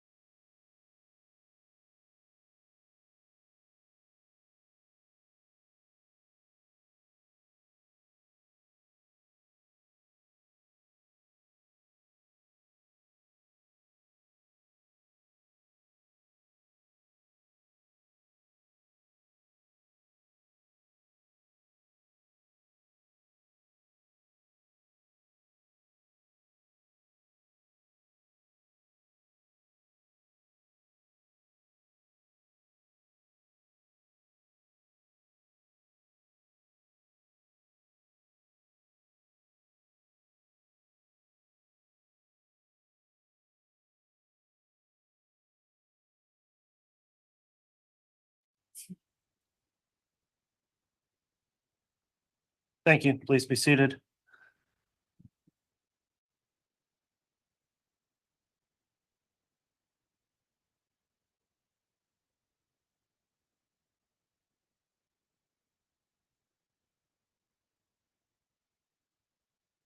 All right, I'll request the bailiffs now bring the jurors back in, please.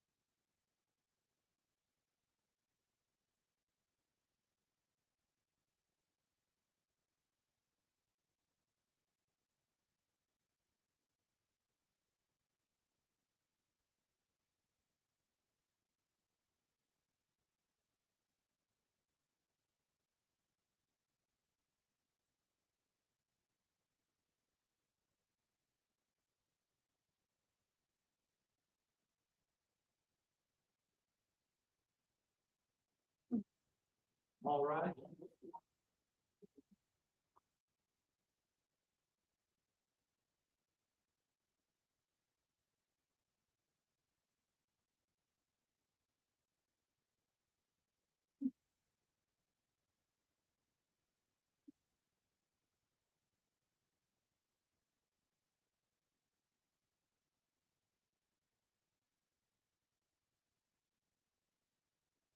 The jury is present and accounted for. All right, thank you. Please be seated.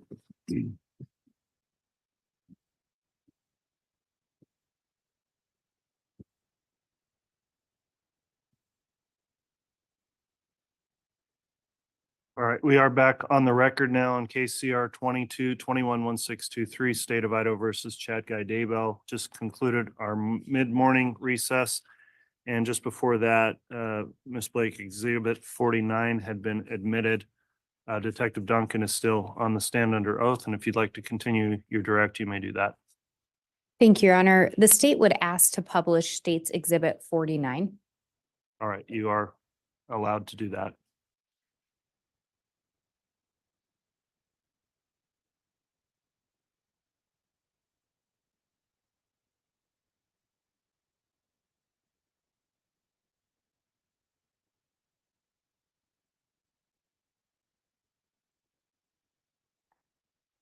And Detective Duncan, we've already talked about, but just to remind the jurors, the information contained in this PowerPoint was from Charles Vallow's phone. Is that correct? That is correct.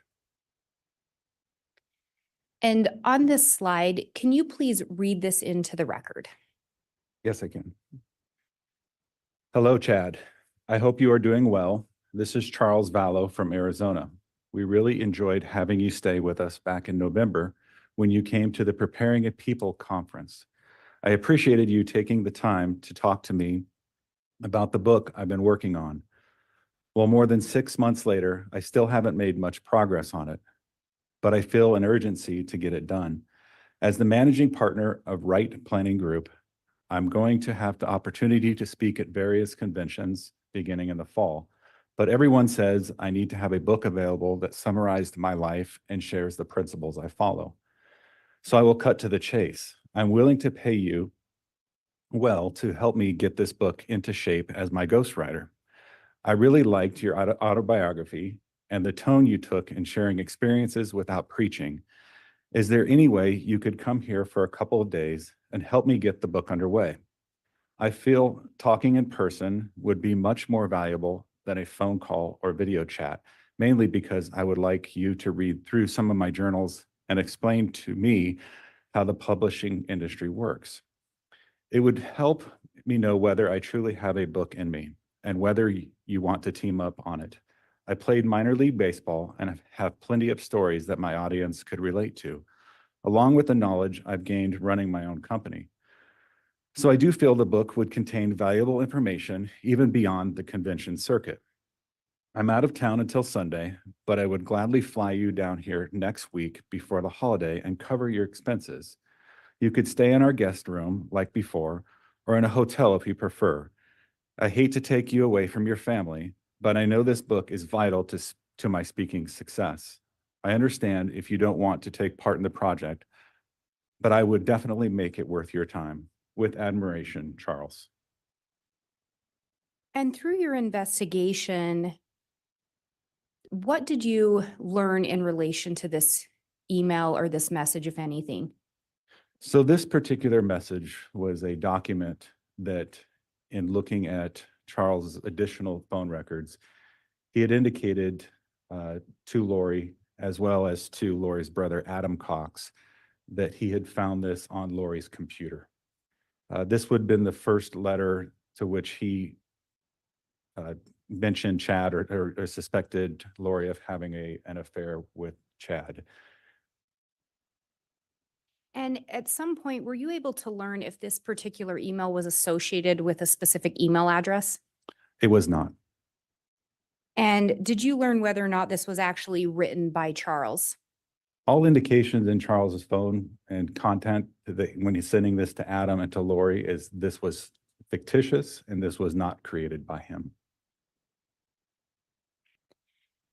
And just to back up a little bit, as you're going through these extractions, were you aware of any other ongoing investigations that were related to what you were looking into? Yes, in January of 2020, when going through these extractions, I was aware of multiple investigations. I was aware of the disappearance of JJ and Tylee. I was also aware of the attempted or the shooting on Tammy Daybell, as well as Tammy Daybell's death. In addition to that, there is another case in Gilbert, Arizona with the attempted shooting at Brandy Boudreaux. And as you were looking through this phone extraction as well as others, were you also paying attention or looking for anything in relation to those other investigations that you thought could be helpful? Yes, while going through these records, this particular record and subsequent records, I was mainly focusing on the Charles Vallow investigation, but anything that I saw that could have been pertinent to the locating JJ and Tylee and the other investigations, I would pass that along to other investigators in Idaho. And as we talk through this, just to make clear to the jury, do you know how many, did Lori have a brother named Adam Cox? Yes, she did. Did he also have a brother named Alex Cox, or did she also have a brother named Alex Cox? Yes, she did. Was Adam Cox at any point a suspect in relation to this investigation? He was not. Was he someone that you learned had communications with Charles? Yes. Was Alex Cox a suspect? Yes, he was. Thank you. And if we look at the next slide, can you read these messages into the record? Yeah, so these are messages that were found on Charles Vallow's phone extractions. The first message is from Charles to Lori, dated June 29, 2019 at 5:51 a.m. Is he with whom you're having an affair? He did not stay with us in Arizona in November. Who are you lying to now? Trying to destroy another family? You're evil, period. I may take JJ back to Houston unless you have a great explanation for all of this. I will not let him be a party to your apostasy. The next message from Charles to Lori, June 29, 2019 at 6:04 a.m. Just so you know, I have Tammy, Chad's wife, email address. I will send a copy of my email you sent to KK Walker. Tammy will know what you're up to. You better explain. Charles then writes, June 29, 2019 at 6:10 a.m. I now have Tammy Daybell's cell number. I'll text her a copy of the letter and an explanation of what you're up to. You have till noon your time to explain, or I'm sending via text and email to her. And finally, Charles to Lori on June 29th at 6:55 a.m. I'm sure you're up by now. You have until 10 a.m. your time to respond, or I send the emails and texts to Tammy. And at the time these emails are being exchanged, Charles is still alive, obviously, Yes, he is. and Tammy Daybell's still alive. Yes, And you had recovered that previous email that we talked about. correct. And that email appears to have been written by someone holding themselves out to be Charles to Chad Daybell. Correct. Through your investigation, did you learn whether or not Charles actually made contact or attempted to make contact with Tammy? I did, yes. And what did you learn in relation to that? So again, looking at Charles' phone, there is indication that Charles had addressed emails to Tammy Daybell and sent those emails to her. Do you know, or did you learn whether or not Tammy ever looked at those or received them? No indication that she looked at them or received them. And looking to the next slide. Once again, Charles to Lori, June 29th, 12:23 p.m. Just so you know, and Chad know, I am going to talk to Tammy in person if I have to. I've already emailed and texted her, your game is up. Charles sends another message to Lori the same day at 5:04 p.m. Please stop spending money on the credit cards. I appreciate it.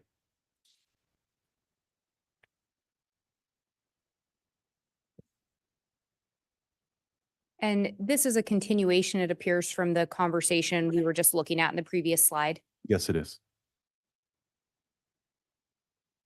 And we talked about any indication that Charles did in fact email Tammy. Did you uncover anything in your investigation regarding whether or not he ever attempted to visit her in person? I did not.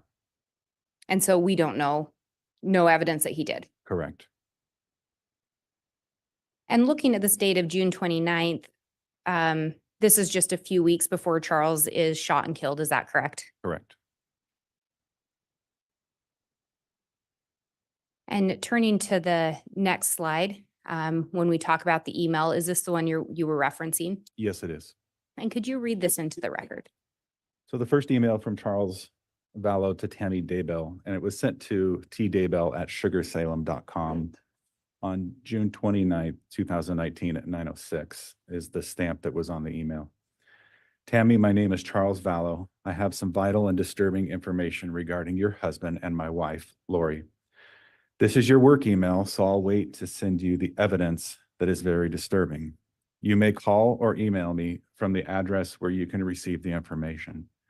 I apologize to be the one sending this, but something has to be done. I feel it's best if I shed some light on this issue. Regards, Charles Vallow, 714-853-5005. And it looks like there's another one, or this may be the subject line. Could you read that next one? Correct. The email from Charles to Tammy Daybell, coming from Charles Wright Planning Group email to another email for Tammy is tammy.daybell@gmail.com, June 30th. So the following day, 2019 at 10:16 a.m. The subject line on this email was your husband and my wife, and then the body are having an affair. Her name is Lori Vallow. I've got definite proof or definitive proof. If you care to see it, contact me and I'll share it with you.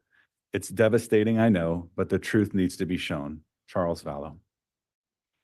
And again, to be clear, through your investigation, you were never able to determine, or you did not learn whether or not Tammy actually saw these emails. Correct.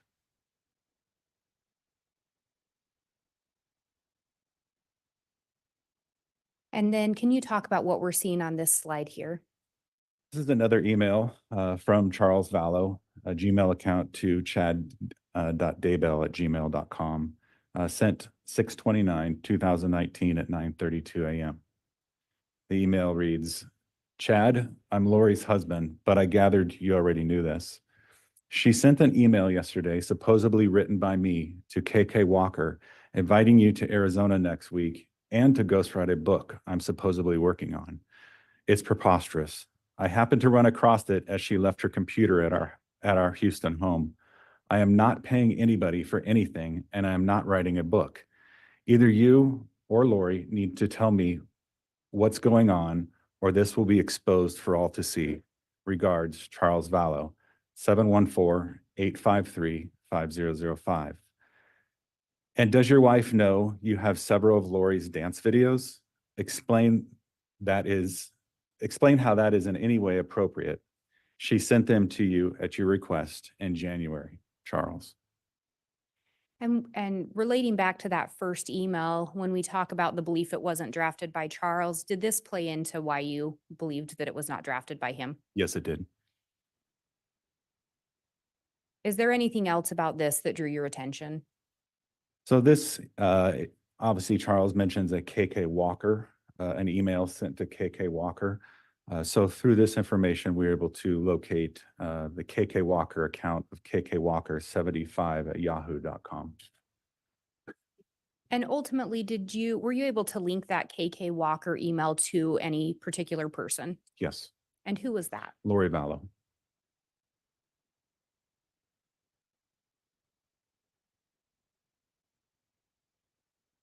And if we look at this next slide, if you can tell us a little bit about what we're seeing and read that. So also again on trial on the actual Charles Vallow's device and the extraction from that device is a message from Charles to Lori on June 30th, 2019 at 8:42.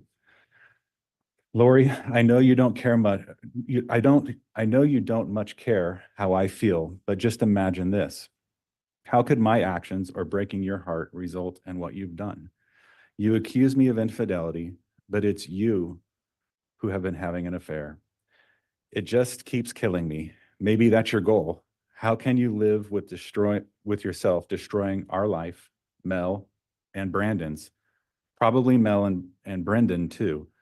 Now add Chad Daybell family and you've got a home run. The fact that you continue to go to the temple after all you've done shocks even me. There really is something wrong with you.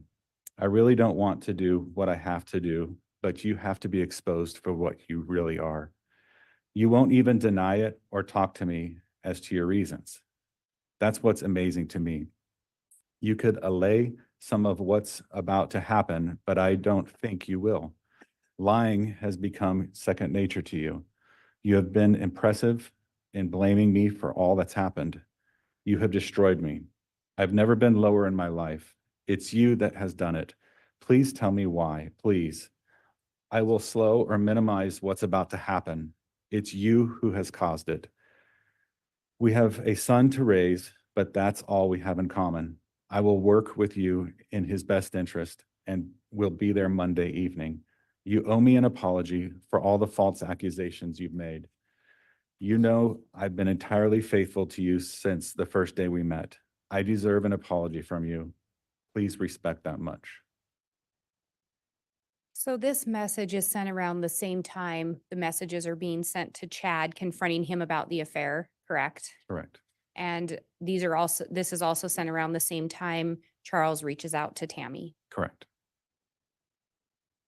Through your investigation, did you learn whether or not there were any divorce proceedings that had been going on between Charles and Lori? I was not aware of any. Do you know through your investigation, did you learn if at times they had separated? There was indication that they were separating, living in different locations, yes.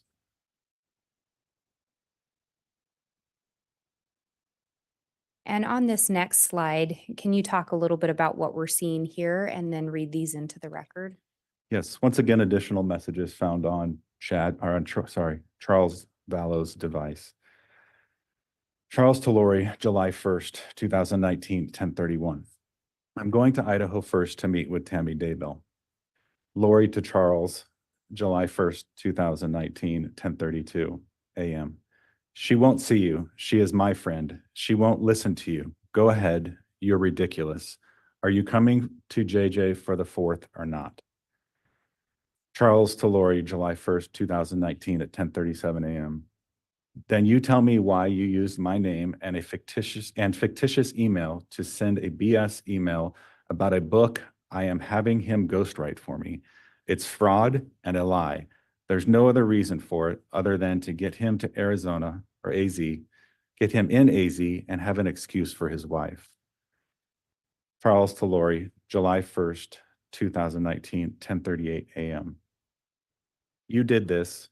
I had nothing to do with it, and you know it. Also, he did not stay with us in November. I will find out. Did you learn what that reference of he did not stay with us in November was in regards to? That was in regards to the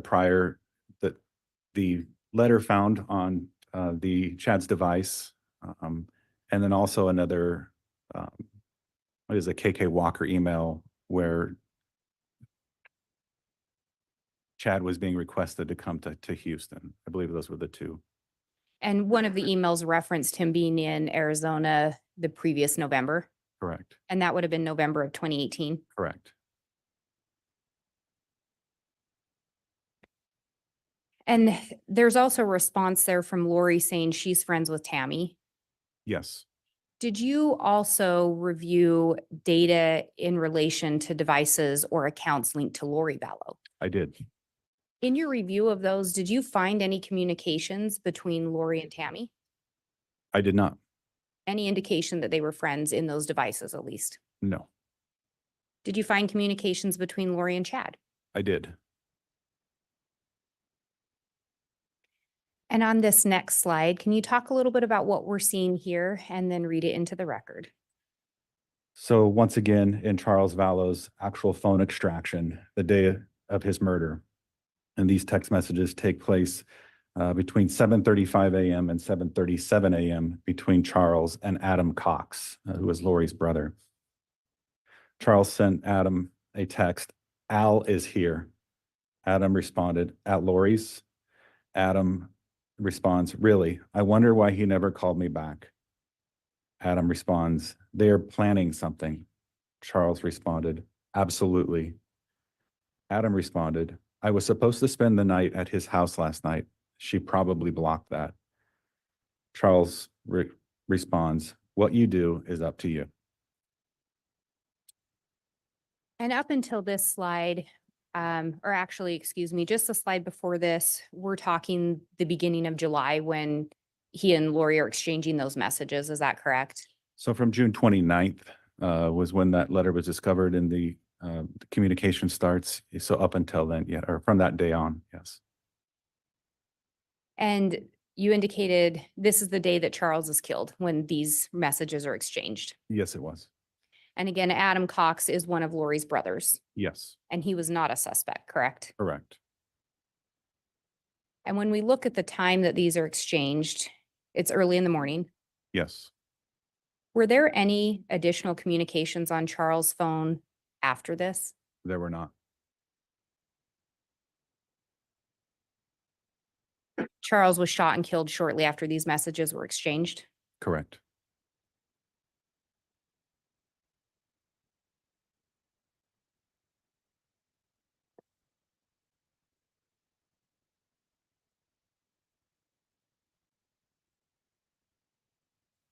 And we've talked a little bit about that you reviewed. And actually, I apologize. I'll get this submitted to the court first.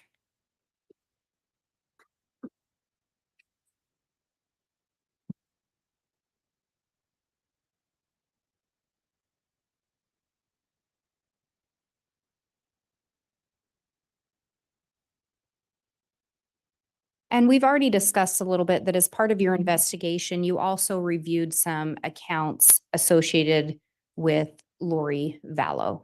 Yes, Did those include some iCloud accounts? 2 of them were yes. And do you recall what those iCloud accounts were? So the first iCloud account that Lori used was Lori for style, the number 4. So Lori, the number 4 style at iCloud.com. And from that extraction or from that information, we were able to determine a second iCloud that was created, which is lollytime at iCloud.com. And in reviewing and specifically looking to that Lori for style, was there a significant amount of information located on that device? Yes, there Or, was. excuse me, on that account or linked to it? Yes, there is. And from that information, and then also same question with the lolly time, was there a significant amount of information? Yes, And in preparation for your testimony today, did you prepare an exhibit? I did. And does that exhibit pull some of the information that caught your attention? Yes, it does. And given the amount of information within those accounts, do you believe that it would aid you in your testimony today? It sure would. Do you believe it would aid the jury in understanding the evidence as well? Yes, it would. Your Honor, I'm going to ask that the witness be shown State's Exhibit 48. I believe defense has a copy as well. And similarly, these are printouts of a PowerPoint, so we have an actual jump drive, but as a courtesy, we printed these out.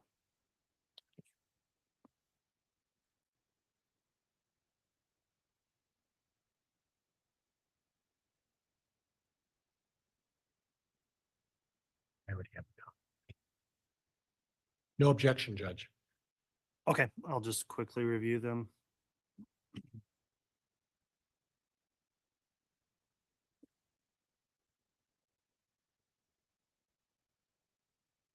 And Detective Duncan, if you could look through those as well.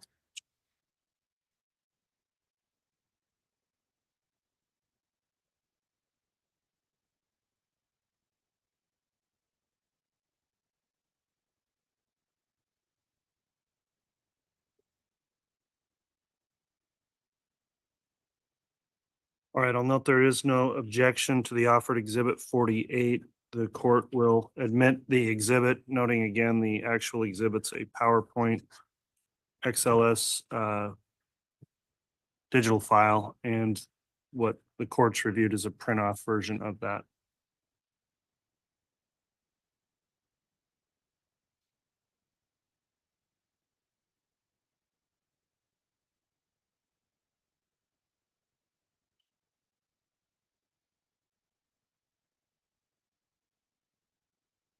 Okay. And does that appear to be an accurate representation of the PowerPoint? It does. Thank you. Your Honor, now that it's been admitted, the state would ask to publish. You may publish it.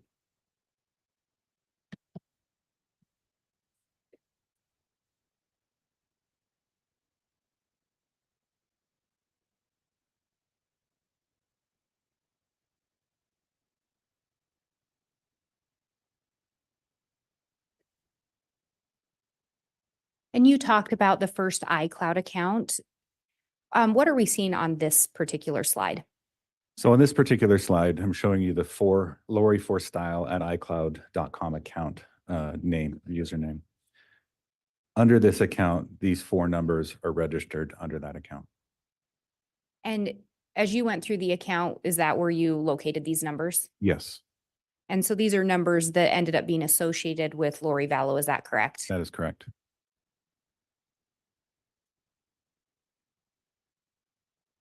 And looking at the next slide, can you tell us what we're seeing here and then read the messages into the record? Yeah, so on the iCloud account, Lori for style, the following messages were seen between Lori Vallow and Alex Cox. On 3/9/2019 at 11:27 hours, Lori sent Alex a text that says, apparently it is tied to Ned being gone. There's an emoji in there, but the emoji is not included. Hopefully today or tomorrow. On 3/10/2019 at 8:41 in the morning, Alex sent Lori a message. Love you too. Have fun and get rid of Ned already. 3/26/2019 at 17:36 hours, Alex sent Lori a message. Ned is still alive, just confirmed. 3:26, 2019 at 18:17 or 6:17 PM. Lori sends Alex a message. It's not Ned and it's a new one. What about those messages caught your attention?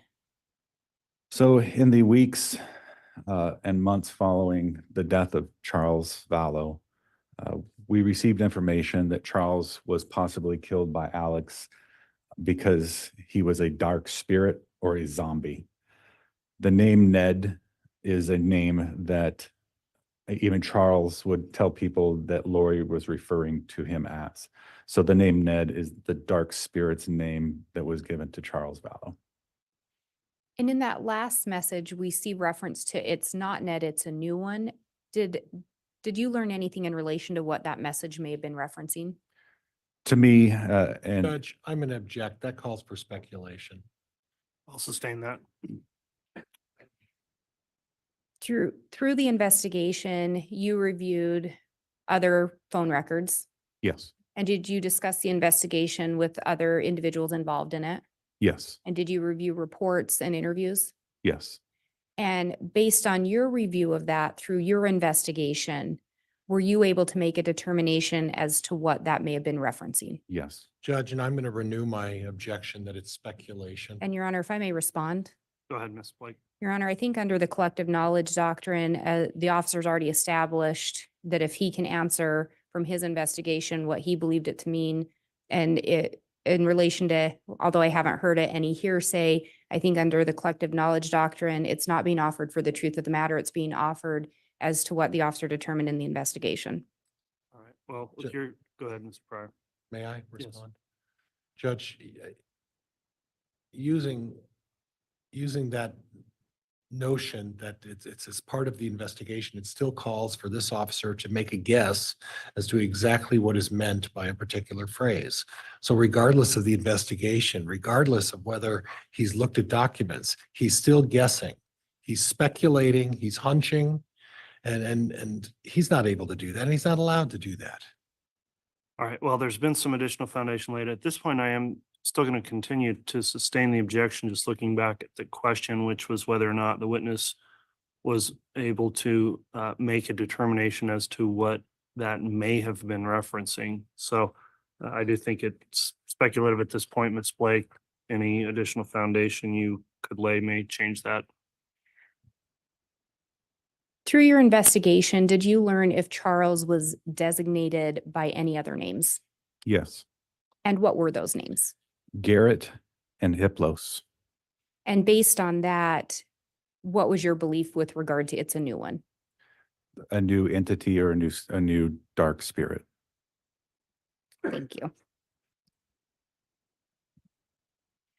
And looking at this next slide, can you tell us what we're seeing here and then read the messages into the record?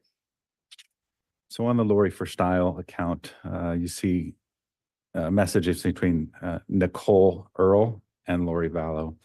These took place on 10/19 of 2019. At 9:18 in the morning, Nicole sent Lori a message. I'm not sure if you heard, but Chad's wife died last night. Lori responded at 9:33 a.m. Oh my gosh, I did not hear that. I'm in Hawaii and it's 6 a.m. Lori responded to Nicole at 9:34 in the morning. Do you know what happened? Nicole responded to Lori at 9:37. Yes, she awoke in the night coughing, threw up, collapsed, and passed away. Through your investigation, did you learn on what day Tammy Daybell was pronounced dead? Yes, And what day was that? October 19th, 2019. So the same day these messages are exchanged. Yes.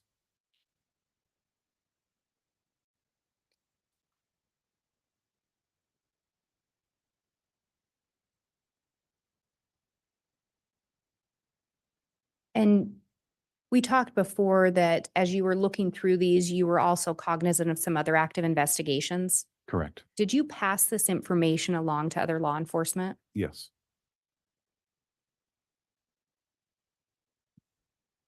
And looking at the next slide, can you tell us what we're seeing here and then read it into the record? Once again, these are messages between Melanie Gibb and Lori Vallow on the Lori for Style account on 10/19/2019.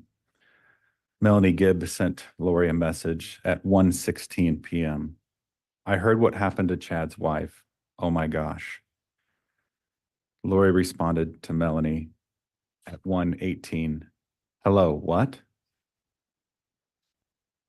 So on that last slide, we saw communications between Lori and Nicole Earl that took place in the morning hours of October 19th, correct? Yes, correct. And now on this slide, later in the day, these are messages between Melanie Gibb and Lori Vallow. Yes. And what was it about these messages that caught your attention? What caught my attention is the communication between Melanie Gibb and Lori Vallow, indicating that Lori was unaware that Tammy had passed away. And that's even though there were the messages with Nicole Earl earlier in the day. Yes. And on the next slide, can you tell us what we're seeing and then read it into the record? So on the Lori for Style account, on November 22nd, 2019, a text message is present from Lori Vallow to Colby Ryan, who is Lori's son. I text Ty to send it, but I haven't heard back yet. She will probably just do it before she tells me.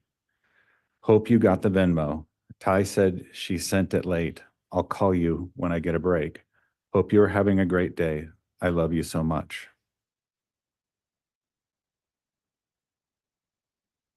And in this message, were you, based on your investigation, did you know who Ty was that they were referring to? Yes, And who was that? Kylie Ryan.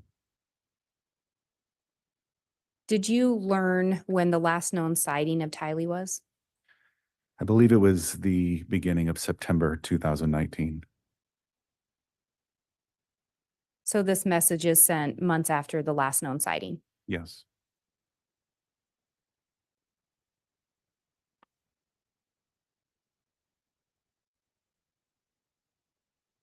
And then you had indicated you also looked at another iCloud account. Yes, so from the Lori for Style account led us to the lollytime@icloud.com. This information provided indicated that this particular account was created on July 1st, 2019. And the cell phone numbers listed are the numbers that are attached to that account. So this particular account was created just 10 days before Charles is killed. Yes, And again, during this time, Tammy is still alive. Is that correct? yes.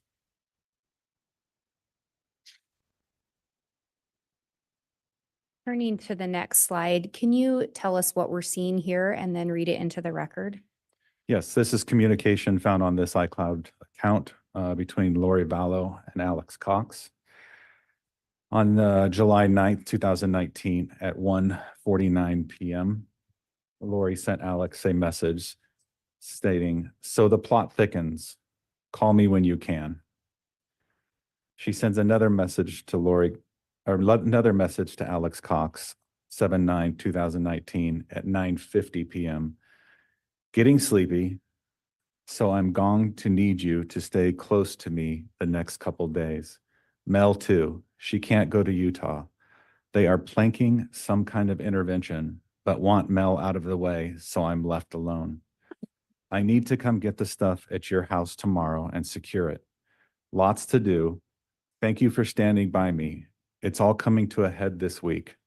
I will be like Nephi, I am told, and so will you. And when these messages are copied over, do you copy them over as written? Yes, I do. So some may contain spelling errors, Correct. and the only difference is you did not include the emojis. Correct. What is it about these messages that stuck out to you?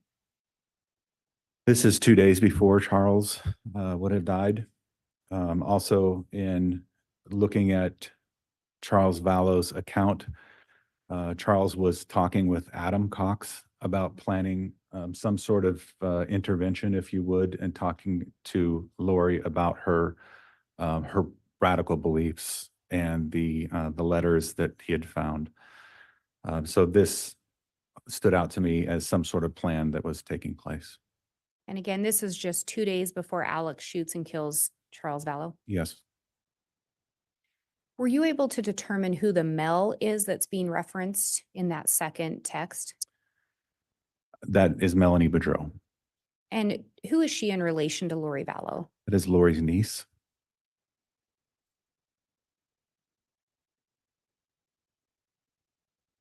And then moving to the next slide, can you tell us what we're seeing here and then read the messages into the record? So what you're seeing here is oftentimes in what appears in an iCloud or what doesn't appear in an iCloud, you can capture in an actual phone record.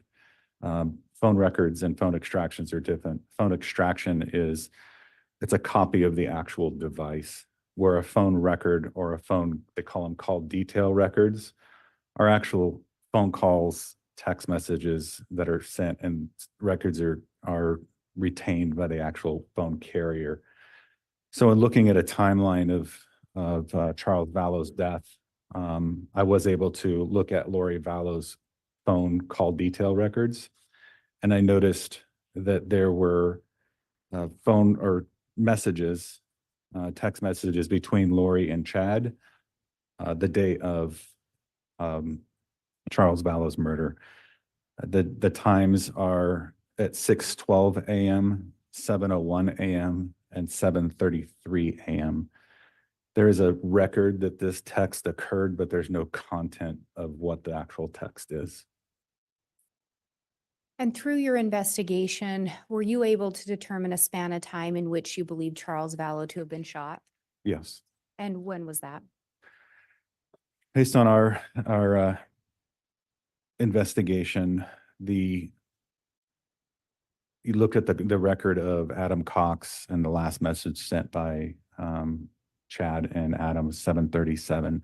So he arrives at the residence based on location data on Chad's phone. And sorry to interrupt. I think you said Chad's phone. Do you Sorry, mean I Charles? apologize. On Charles' phone.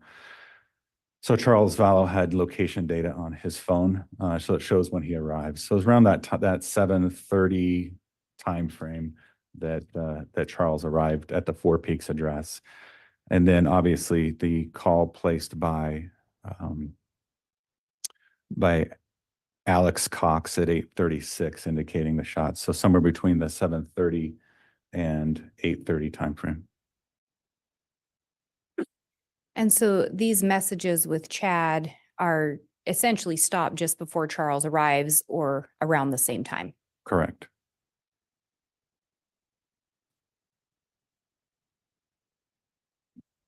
And then turning to the next slide, can you tell us what we're seeing here and then read them into the record?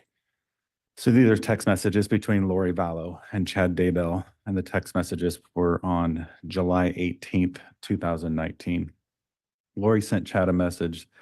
I just got the letter from the insurance company saying that I am not the beneficiary. It's a spear through my heart. Who do you think he changed it to? Brandon or probably Kay? He left nothing for JJ. Chad responded to Lori, wow, that's terrible. There's no way to find out. Lori responded to Chad, I might be able to see when I get his computer on Sunday. I could check the emails sent to the insurance company. It will show change of beneficiary. He must have done it recently. Chad sent Lori a message. It seemed you would have had to agree to the change. Maybe your name was forged. You should have a good paper trail to prove it. And then going to the next slide, is this a continuation of that conversation? Yes, it is. Would you please read those into the record? Chad sent Lori a message stating, I love you. This is terrible, but it is probably another step in bringing down the Gadiantons, especially Brandon. Lori sent Chad a message to Chad. Nope, he can change it anytime he wants. He's the agent and anyone can change their beneficiary anytime with their own signature. I'm thinking it must be Kay. Chad sent a message to Lori. It will be interesting if it got changed after he had 2 bullets in his chest.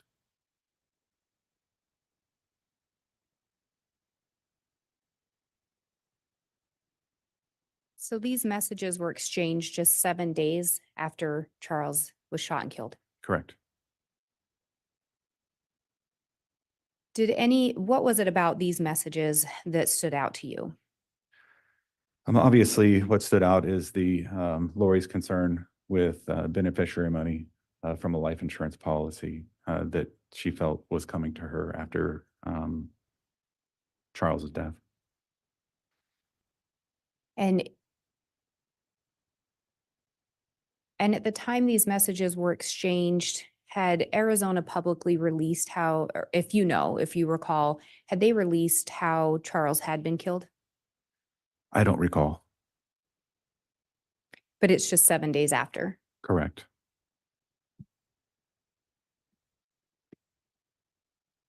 And the indication to you was at the time Charles was killed, Lori would have believed she was getting insurance money. Yes. Did it also appear Chad would have believed that? Judge objection calls for speculation. Sustained. Looking at the next slide, can you tell us what we're seeing here and read it into the record? So this is another message on the Lori Lolly time, I believe. Lori Vallow to Chad Daybell, 7/18/2019 at 12:19 hours. Lori says, so I talked to the insurance company. He changed it in March, so it was probably Ned before we got rid of him. They can't tell me to who, of course, but it's done. I still get the $4,000 a month from SS. Did you learn through your investigation what the SS stood for? Yes, And what was that? Social Security.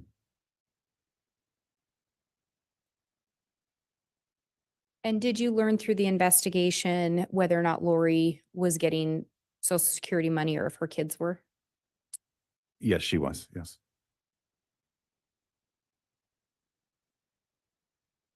And looking at this next one, can you tell us what we're seeing here and read it into the record? This is a message from Chad to Lori on 7/26/2019 at 8:13 p.m. Tonight I figured out who I feel like. I'm a grown-up version of Harry Potter who has to live with the Dudleys in his little space under the stairs. Every few weeks I get to escape and have amazing adventures with my goddess lover. But then I have to return to my place under the stairs feeling trapped, but I sense permanent freedom is coming. And this message would have been just 15 days after Charles' death. Yes, And was Tammy Daybell still alive at this time? yes.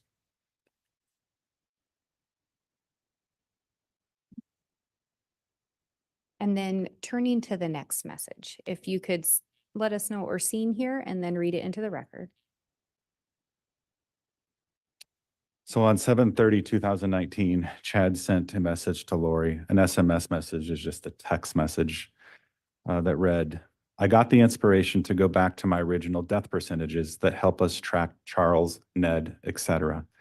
Tammy is very close. Her percentage has fallen steadily since Hiplos left. It is encouraging.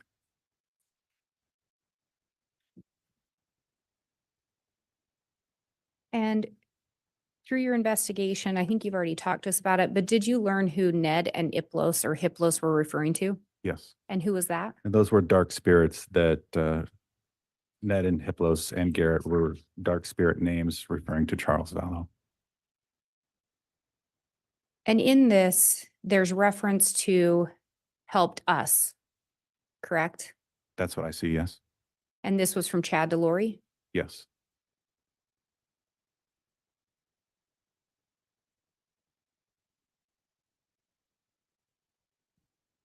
And then on this next slide, can you tell us what we're seeing here and then read it into the record? So on this account was a text messages between Alex Cox and Lori Vallow, September 3rd, 2019 at 10:02 a.m. Alex to Lori, network name is anti-layman. PW is too many kids. Lori to Alex, funny.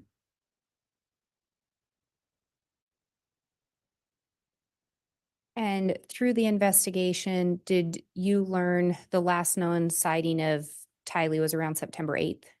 Correct. And the last known sighting of JJ was around September 22nd? Correct. And this message was sent on September 3rd. Yes, it was. So when the kids were still around. Yes.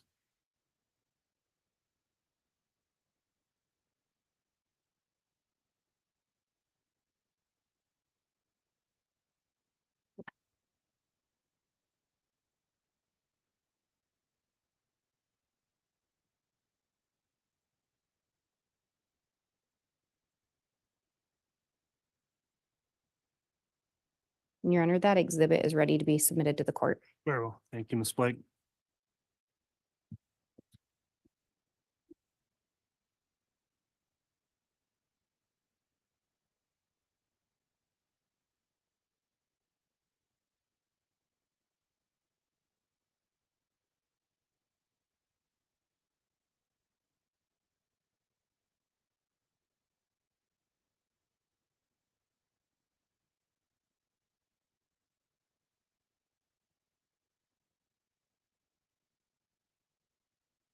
As part of your investigation, did you also review content from an individual named Zulema Pastenis's phone? Yes, I did.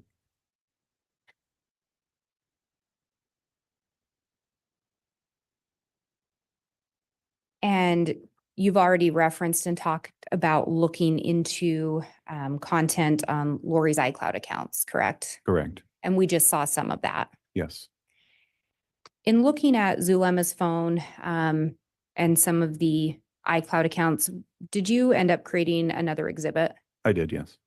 And again, given was the content of Zulema's phone voluminous? It was. Yes. And were you able to determine certain messages that you felt had evidentiary or that you felt were relevant to today's proceedings? I did. Do you believe that they would assist you in your testimony today? Yes, Do you believe they would assist the jury in understanding the evidence as well? they would. Your Honor, I'm going to ask that the witness be shown State's Exhibit 51. And similar to the last, these are printouts of a PowerPoint presentation. The actual exhibit would be a jump drive. Very well.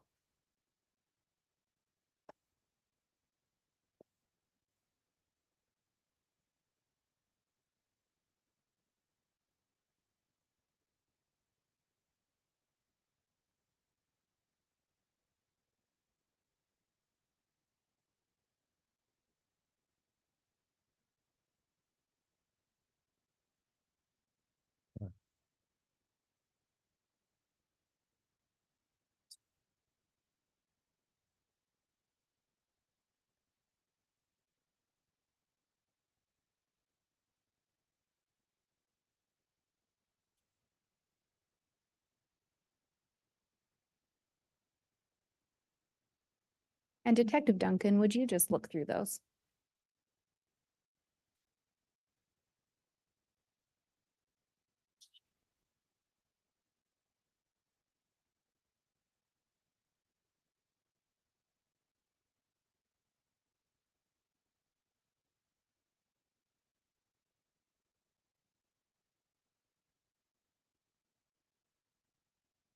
Okay. Do those appear to be an accurate representation of the PowerPoint you created? They are. Your Honor, the state would move for of State's Exhibit 51. No objection, Judge. All right, Exhibit 51 is admitted. And again, that is the digital file on the thumb drive. The court has received a printed copy as well. And backing up a little bit, in your investigation, because we've used the name Zulema Pastenis. Yes. Through your investigation, did you learn who Zulema Pastenis is? Yes. Through our investigation, we learned that Zulema Pastenis was a friend of Lori Ballos. And do you know if Zulema Pastenis eventually was married to someone related to Lori? She was. Eventually, she would marry Alex Cox.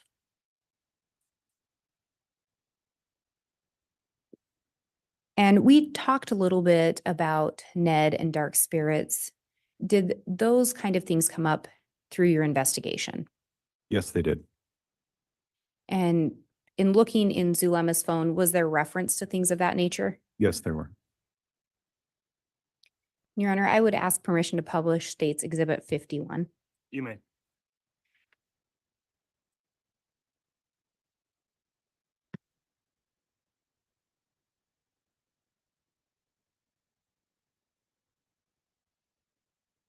And looking at this slide, can you tell us what we're seeing and then read it into the record? Yes, so on Zulema Pastena's phone, an extraction that was actually done by the Gilbert Police Department. I reviewed this phone content and I saw messages between Lori and Zulema. So on May 29th, 2019 at 10:32 a.m., Lori sent Zulema a message that read, "Perfect. I found out there are 4. One is a level 4 entity. His name is Hiplos. The H is silent. The other 3 are level 3s. Let's do this." And the following message from Lori to Zulema, June 2nd, 2019 at 11:54 a.m. "Yes, it does. Let's put some fire energy towards Hiplos now. He is driving now, and today is the day. I can do it spiritually. Let's go to him and hover over the truck till we do it. Are you ready?"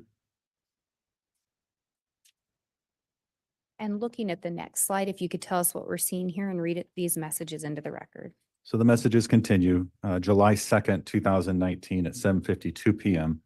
Zulema sends Lori a message that states, "Also, I was given instructions today to rip, tear, or burn the aura of Hiplos to let the body energy out so he can't re-enter." There's a message from Chad Daybell to Zulema on July 2nd, 2019 at 8:35 p.m. "I am very happy to find out these estates. You and Lolo have doing amazing work. Mother Earth is so grateful to you both. Thank you as well for your help with Hiplos. He is so very close."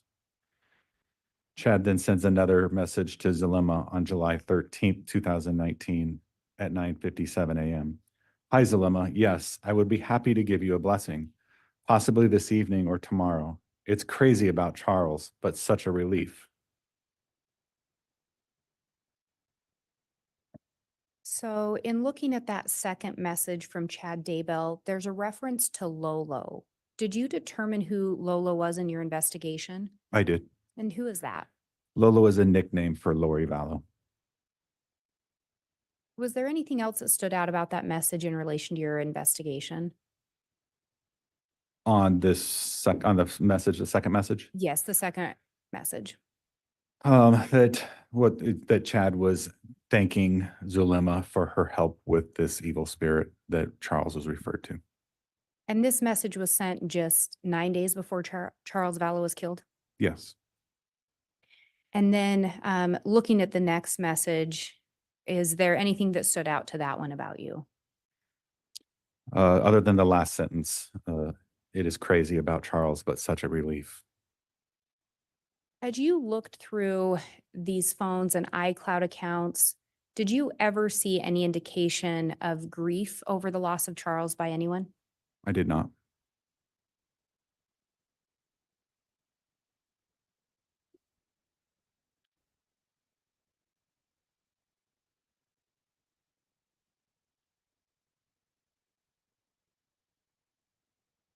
And then turning to this next slide, I think you've already talked about the KK Walker. Can you tell us what we're seeing here, though? Yes. So this is a email that came, that we recovered from the kkwalker75@yahoo.com address.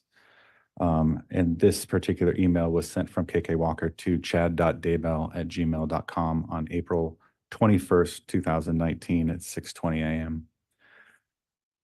Yes, April 21st, 2019. So the email reads, "Dear Brother Daybell, hi, this is Karen from Avow. I contacted you a couple weeks ago to see if you would be willing to come speak to our youth here in Houston, Texas. You said you probably could if there was a way to cover your expenses. Since then, I can't shake the feeling that you need to come share your story, particularly about chasing paradise. We are near the Houston Temple, and this summer our stake is focusing on family history work. My reason for contacting you again is that we have a stake youth conference planned for all day on Saturday, April 27th. The focus is on the temple, and I know you would energize the kids with your stories. We expect about 400 kids to attend, including some parents. I know it is extremely short notice, but is there any chance you could come? A high councilman is currently the main speaker, but he said he would be happy to let you speak instead. My husband and I have been financially blessed and would pay for your flight. We also have a casita attached to our house where you could stay and not be bothered. Also, my daughter mentioned the young single adults would love to put together a fireside on Sunday evening. I realize your main goal is to sell books, and that wouldn't be possible at these events, but I know the interest in your novels would skyrocket here. I'm sorry it's so late. If possible, please let me know as early as possible in the morning so we can include it in the Sunday announcements. Also, we'd want to get your flights booked.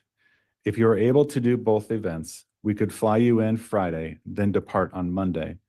Please let me know if this is possible. We would love it. Karen Walker. And again, who did you link that KK Walker Yahoo to? So the KK Walker was linked to Lori Vallow. The information provided by Yahoo indicated that the IP address where this account was set up was in Katy, Texas, near where Lori was living at the time. The date of birth associated with the account was a variation of Lori's date of birth, but the phone number linked to the account was the same phone number that Lori would use. And again, the date on this is April 21st of 2019. Was Charles Vallow still alive at that time? Yes, he was. And was Tammy Daybell still alive? Yes. Did Chad Daybell respond to this email? Yes, he did. And if we look at the next slide, can you tell us what we're seeing here? This is a response to that email obtained through Yahoo. Hello, Karen. Yes, I will be able to come. So let the wards know. I can talk to you later about arranging the flight, Chad. And through your investigation, did you learn whether or not Chad did travel to this event, or in response to this email, I should say? I don't have independent knowledge of whether he did or not. Did you in fact pass your findings along to other law enforcement? Yes, I did. And other law enforcement may have followed up on that? Yes.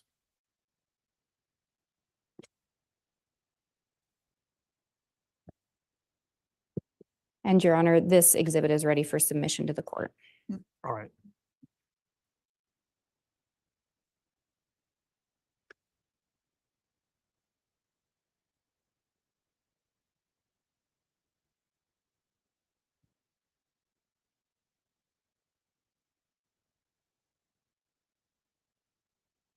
Detective Duncan, do you recall being contacted about a call placed to a mortuary? I do. And do you recall who contacted you? Yeah, it was Agent Ricky Wright with the FBI. And did you end up following up on a call made to a mortuary? I did. Did you learn where that mortuary was located? Yes. And where was that? It is the Valley of Sun Mortuary located in the southern portion of Chandler, Arizona. And did you end up recovering a copy of a recording of the call? Yes, I did. And was it actually a two-part recording? Yes. And Your Honor, it's my understanding that these exhibits have already been stipulated to by the parties. They've been marked as states 44A and states 45A. That's correct, Judge. Okay. And to be clear, explain what they are again, Ms. Blake. They are a recording of the calls just referenced by the detective. Okay, so each one of those exhibits contains a digital file of a recording individual. Yes, Your Honor. Okay. 44A and 45A are admitted.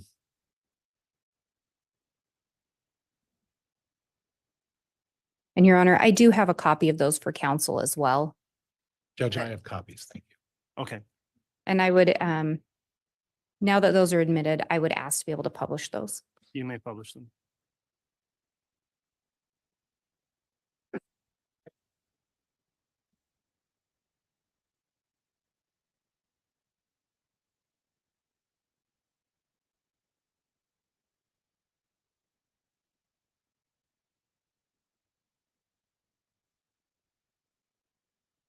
If I may have just one moment, Your Honor.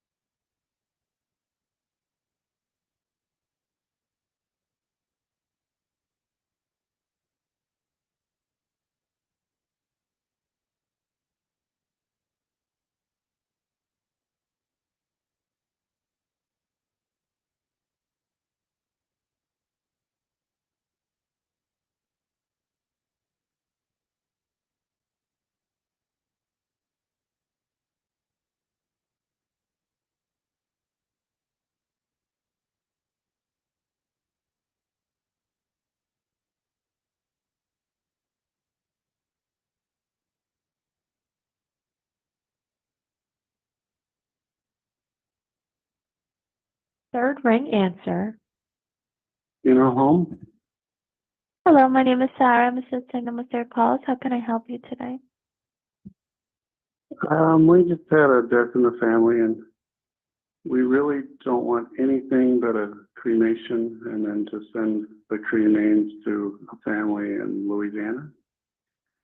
Just a simple, nothing other than a cremation and sending him to his family for a service in Louisiana. So, is there any way to know a ballpark price on that? Yes, and I'm sorry for your loss. Thank you. Okay, let me transfer you over to the director who can assist you with the pricing. What is your name, please? It is Chad Daybell. How do you spell the last name, please? Dabal, Daybell. How are you related to the person who passed? I'm his nephew. And then also, this is for the Valley of the Suns in Chandler, correct? Yes. Thank you. Yes, he lives there in Chandler. I live in Iowa, so I'm just Oh. trying to help out. Oh, okay, thank you. Yes, what is your uncle's name for reference, please? He is John Daybell. And last name? Well, Yeah. Dabal. Okay. The same. John. Does he have a middle name? Myron. Myron? Yeah. And Chad, what is your phone number in case we get disconnected? It's this number 515. I don't actually know my own number. Let me look real quick. Thank you. Mhm.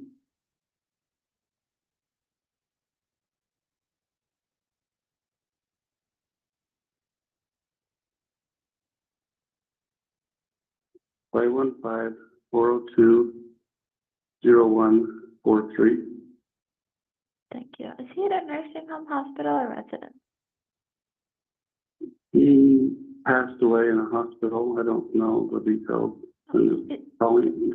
Yeah, it's just for to know, because sometimes it's different if it's a residential or hospital or nursing home. Okay. Thinking they're sending him to the medical examiner. I'm not sure. I should have had more information before I called. I'm sorry. That's okay. All right. Cremation with shipping. To which which city? New Orleans. Again. Okay, one moment please, Chad, stay on the line. Let me transfer you over to the director who can assist you with that. All right. Thank you. Thank you. Hello, Chad. Yeah. Thank you for holding. I do have the director, Carissa, on the line to further assist you. Okay. Thanks. Thank you.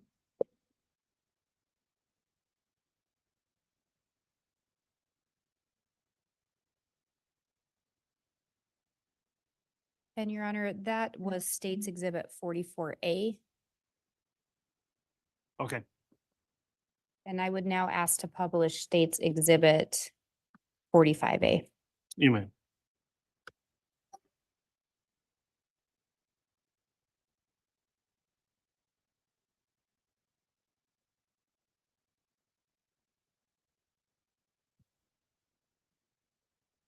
So my name is Chris. I'm a funeral director with Palace Sun Mortuary and Cemetery. I understand that your uncle passed away.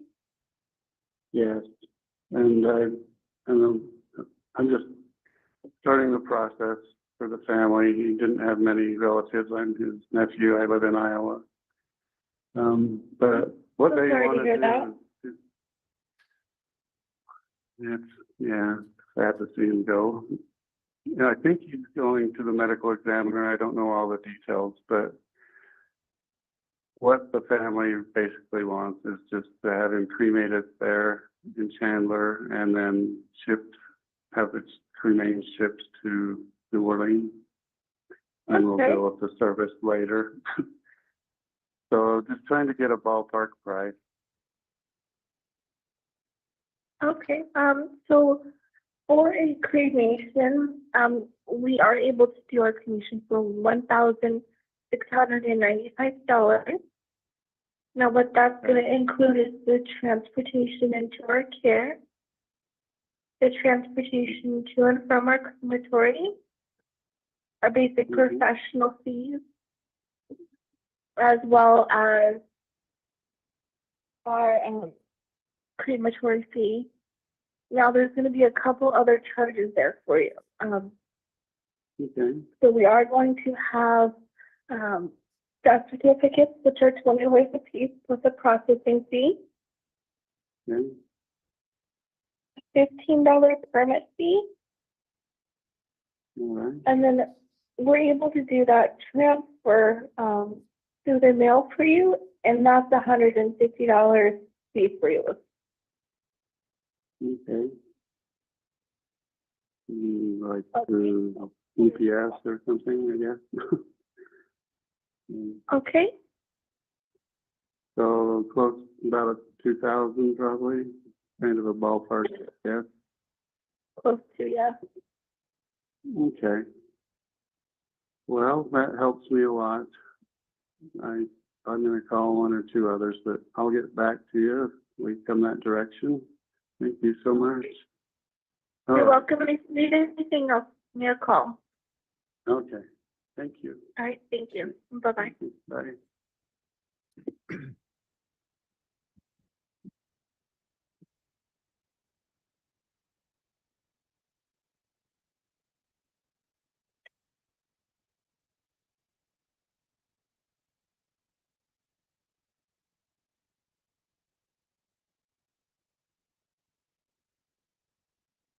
Could I have a sidebar with council, please? Yes.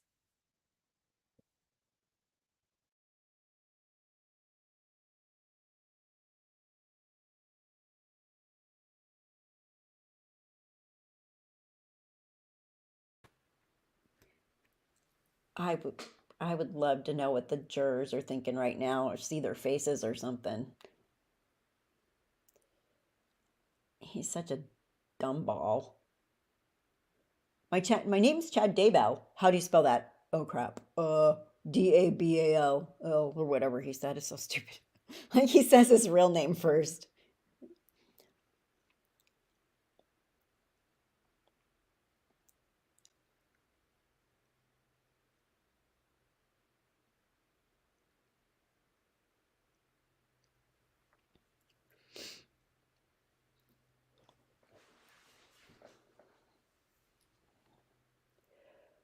Close your laptop, Chad.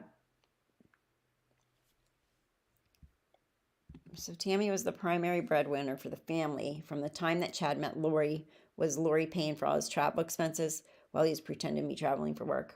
Odds are, because in that letter that he faked from Charles, of course, I will, pay for all your expenses. Da-da-da-da-da. If you please come help me write my book, Mr. Sportsman. He's such an idiot. Honestly, the more I hear, the more I can't believe he took this to trial. All right, council, we had a sidebar just discussing scheduling here. We're going to go ahead and take the lunch break at this time. I am going to advise the jurors, you're going to have a slightly longer lunch break, maybe not slightly, probably more like an hour and a half than an hour based on some motions the court's going to hear outside of your presence during part of that break. So we'll probably have you returning for further evidence, hopefully around 1:30. And if we do that, I'll also inquire as to whether or not you think we could just go through 2 hours without an afternoon break, potentially if we start up around 1:30. So, And I believe the state can do so as long as the jurors are good with it. okay, I'll ask the jurors once you return back so we kind of know what is left in the afternoon after that. So we will go ahead and take our lunch recess at this time. I'll have the jurors be excused and we'll argue a brief motion after they've been excused from the courtroom. All right.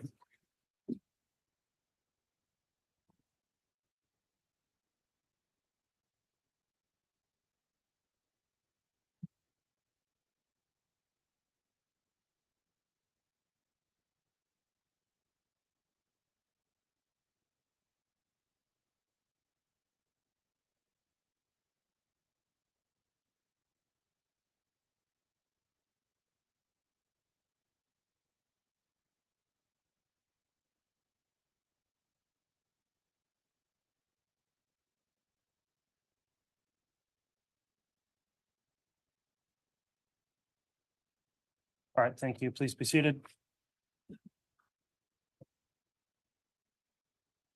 For those in the courtroom in attendance, you're welcome to stay for a motion hearing. You're also welcome to leave for the lunch break if you'd prefer to do that. It's a motion that we're going to just hear an argument at this time, whether or not it will be open or closed hearing.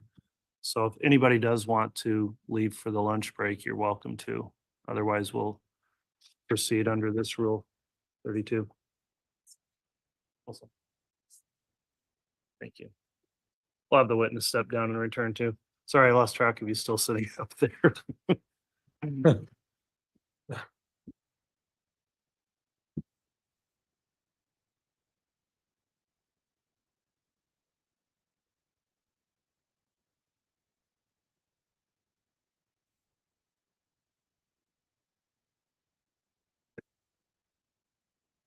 All right, council, we've got a motion in limine that was filed on April 15th by the state.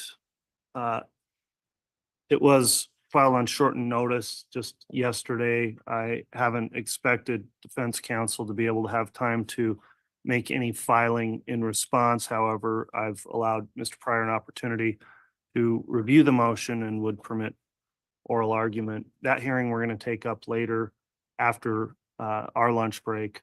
The question right now is the state did file this with a request for an expedited hearing, which I'm granting and having that heard on the merits today. Also under a motion requesting that the motion in limine be sealed. The court is holding a hearing at this time to determine on the state's motion whether or not the hearing will be sealed or will it be open. And so that's governed by our Idaho Court Administrative Rules 32. If the state wants to present any argument as to a basis for sealing the hearing this afternoon, I'll hear that at this time, and then I'll hear a response from the defense. So who is going to be arguing as to the motion to seal? I will be, Your Honor. Go ahead, Ms. Blake. And so to be clear, not into the merits of the motion in limine, just on the issue of sealing. Correct. The state did file a brief. I recognize this is short timing and defense counsel may not have had an opportunity to do the same. In the brief, I think both in the motion to seal and then reference to the brief without getting into any argument lays out what the state's concern is depending on any ruling on the motion is why the state had requested that this be filed under seal. Depending on the outcome could have an impact in the future, but we do recognize that there is a jury that has been seated at this point and the court may determine that that is no longer a concern. So we would simply defer to the court on this and just reference back to the motion as to the state's rationale for the original request. All right, thank you, Ms. Blake. What's the defense response as to the issue of sealing or not sealing the upcoming hearing? Judge, the state correctly pointed out that the jury's been sworn in. The evidence is has proceeded at this point.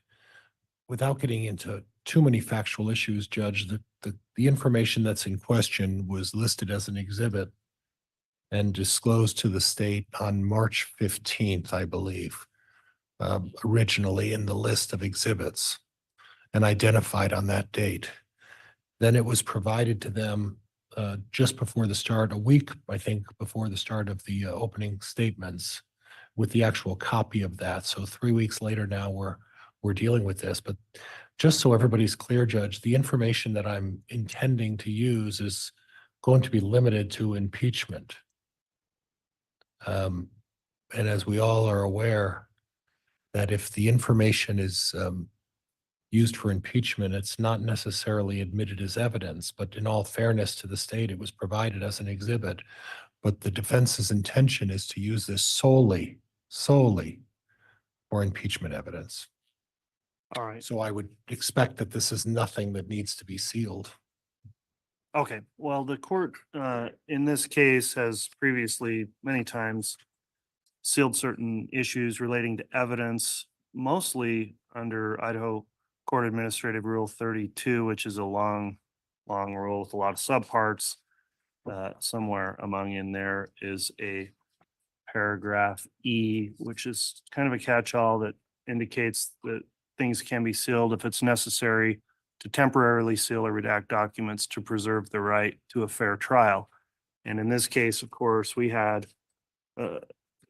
quite an ordeal and undertaking to find jurors who were not prejudiced by pretrial publicity, and pretrial publicity all seemingly tilted one way in the case, where many hundreds of potential jurors were unable to serve in this case because they already had a opinion that the defendant was guilty. So avoiding that and trying to get a fair and impartial jury led to the court's orders many times before on that very issue. The issue now, where the companion case has already gone through trial, and now we have a jury seated in this case and impaneled. My concern is alleviated as to picking jurors that are not predisposed to a opinion in the case based on pretrial publicity. And so without that concern going forward, the court will determine that the hearing does not need to be sealed. And so under Rule 34, the temporarily unsealed or temporarily sealed motion will be unsealed, as well as the hearing will be conducted in an open hearing today. When we argue that motion, counsel, I don't expect it will take too long to argue, but I indicated to the jurors they'd be back around 1:30 to start evidence again. So if we call the motion at about 5 or 10 after to give us a full hour for lunch and court preparations, is that time frame going to work for the state? That will work for the state, Your Honor. Thank you. All right. And will you be arguing that, Ms. Blake? Yes, Your Honor. All right. All right, Ms. Pryor. And I'll be arguing it for the defense, Judge. I understand that.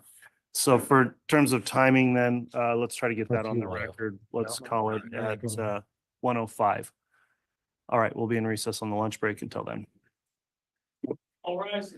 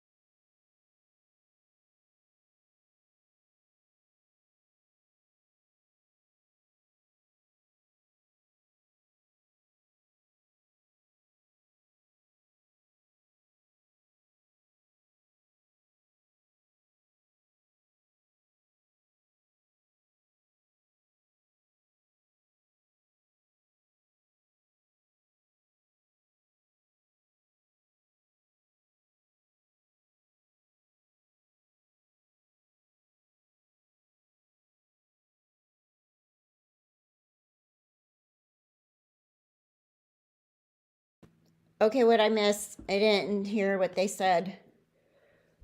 What about an exhibit? Would Gibb have an exhibit? Wait.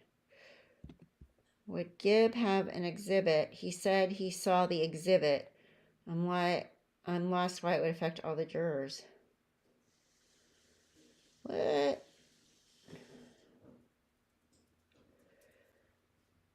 I missed the whole thing. I had to go show my son how to feed the animals when I'm gone. Oh, God.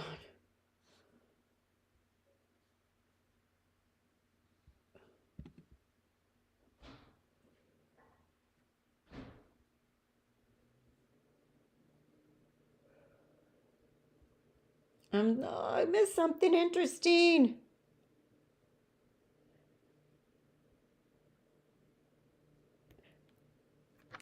All right.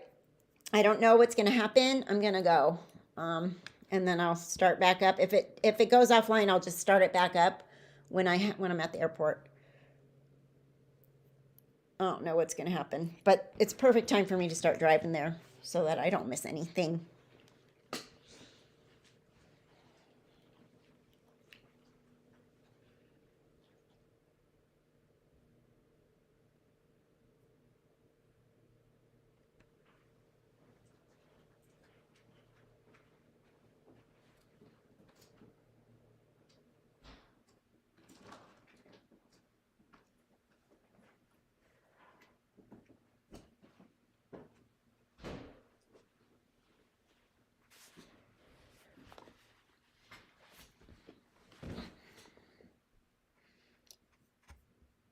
Okay, thanks. I will see you guys a little bit later. No matter what, I have time at the airport, so I'll see you then. Okay. Hopefully it doesn't disappear when I unplug my computer. If it does, I'll start it back up. I promise. Okay, bye.